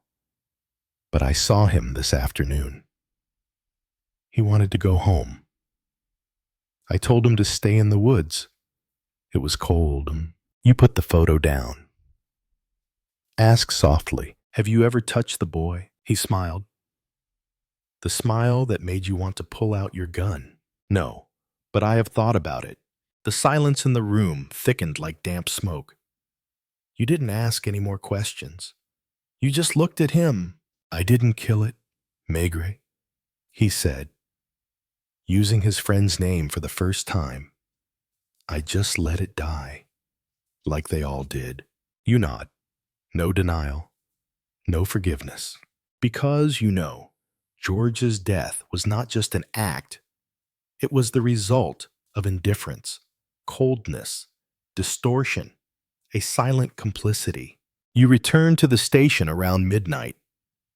Record in the minutes. There was no clear criminal evidence. The victim died of asphyxiation. No injuries. No weapon. No confession. But below, you write more for no one to read. Some people see death happening and turn away. The next morning, you call the train out of Givet. The Flemish House doesn't see you off. The mother is still dressed in black. The uncle is still walking around the lake as if nothing had happened. And Georges buried in a small grave without a picture. No one was arrested. No one was convicted. But all are guilty. Chapter 11. The one who stands by and does not save. You return to the Flemish house one last time. Not to investigate, nor to ask further questions, but to lay the truth down in the middle of that stone-cold room. She opened the door, still in black, still expressionless. But this time, there was something in her eyes that wasn't smooth anymore. A blur, a crack. I thought you had left Givet. I'm not done yet. You sat down on the hard chair opposite the fireplace where Georges had sat, arms around your knees, looking down at the tiled floor. You take a drawing out of your pocket, a faceless woman, empty hands, no fingers. That's how the boy looked at her. She didn't respond, but her throat moved slightly as if she were swallowing something too deep. I know, she said. I know it's afraid of me. You nod. Why don't you hug it? Why don't you touch it once? I don't know how to love. I can't learn. So why have it? Because my husband wants it. Because my mother wants it. Because I don't dare refuse. And when Georges came to her, needing a hand, she turned away. This time, she did not answer immediately. Her eyes turned to the empty chair. It reminds me of myself, as a kid, and so you hate it. No, I was afraid of it, because it was so much like me. I saw things I never dared say in its eyes. You stand up. Look around the room. Everything is neat, clean, perfect. But the only thing missing is people. She knew her brother was a beast. She knew what he did to Georges. She knew, and she kept quiet. She shuddered. No denial. I thought, if I didn't see it, it wasn't true. I thought if I didn't say anything, Georges would forget. But he remembered everything. She took a handkerchief from a drawer, embroidered with the name Georges in blue thread. She put it in your hand. I never gave this to him. Now there is no one left to keep it. You leave the house. Don't look back. Don't say anything more, because there's nothing left to say. People like her don't need to be sentenced by law. They sentence themselves to the rest of their lives. Givet fell silent again. People bowed their heads and walked quickly across the street, avoiding your eyes. But you knew they had seen the truth, and they chose to stay out. You board the train, leaving Givet, a handkerchief in your pocket, a drawing in your portfolio, and a child in your memory who will never grow up. Chapter 12. Death has no killer. You return to Paris before dawn. The train station is wet with night dew, and the city is still asleep, as if the world has never heard of Georges Flemish. Back at the office at Quai des Orfèvres, you open the file. The last page is blank. You wrote, victim, Georges Flemish. Male, 11 years old. Cause of death, asphyxiation. Mechanism of death, undetermined. Suspects, none. Conclusion, no charges can be filed. Then you put the pen down. It was a case that could not be closed within the criminal framework, because sometimes justice is not written by accusation, but by the truth buried alive. You still think about Georges, of the eyes wide open, looking at her uncle in the empty woods, of the hand she raised to shield the lens, of the handkerchief that was never given, of the empty wooden chair by the fireplace. You understand that Georges didn't die because he was murdered, but because no one stopped what was happening, his mother mute in unnamed fear and hatred. His uncle not brave enough to stop, but strong enough to laugh at the mention of sin. Those around him too accustomed to the cold to recognize when a soul freezes. No one in that death was a murderer, but everyone had some blood on their hands. You look out the office window, where the light of Paris begins to filter through the tiles. You once believed in justice, believed that the truth, however late it came, would come. But now, you believe in something else. The truth and its weight when left unsaid. You take out the handkerchief, fold it carefully. Not evidence, not a souvenir, but it is the last will and testament of an unprotected child.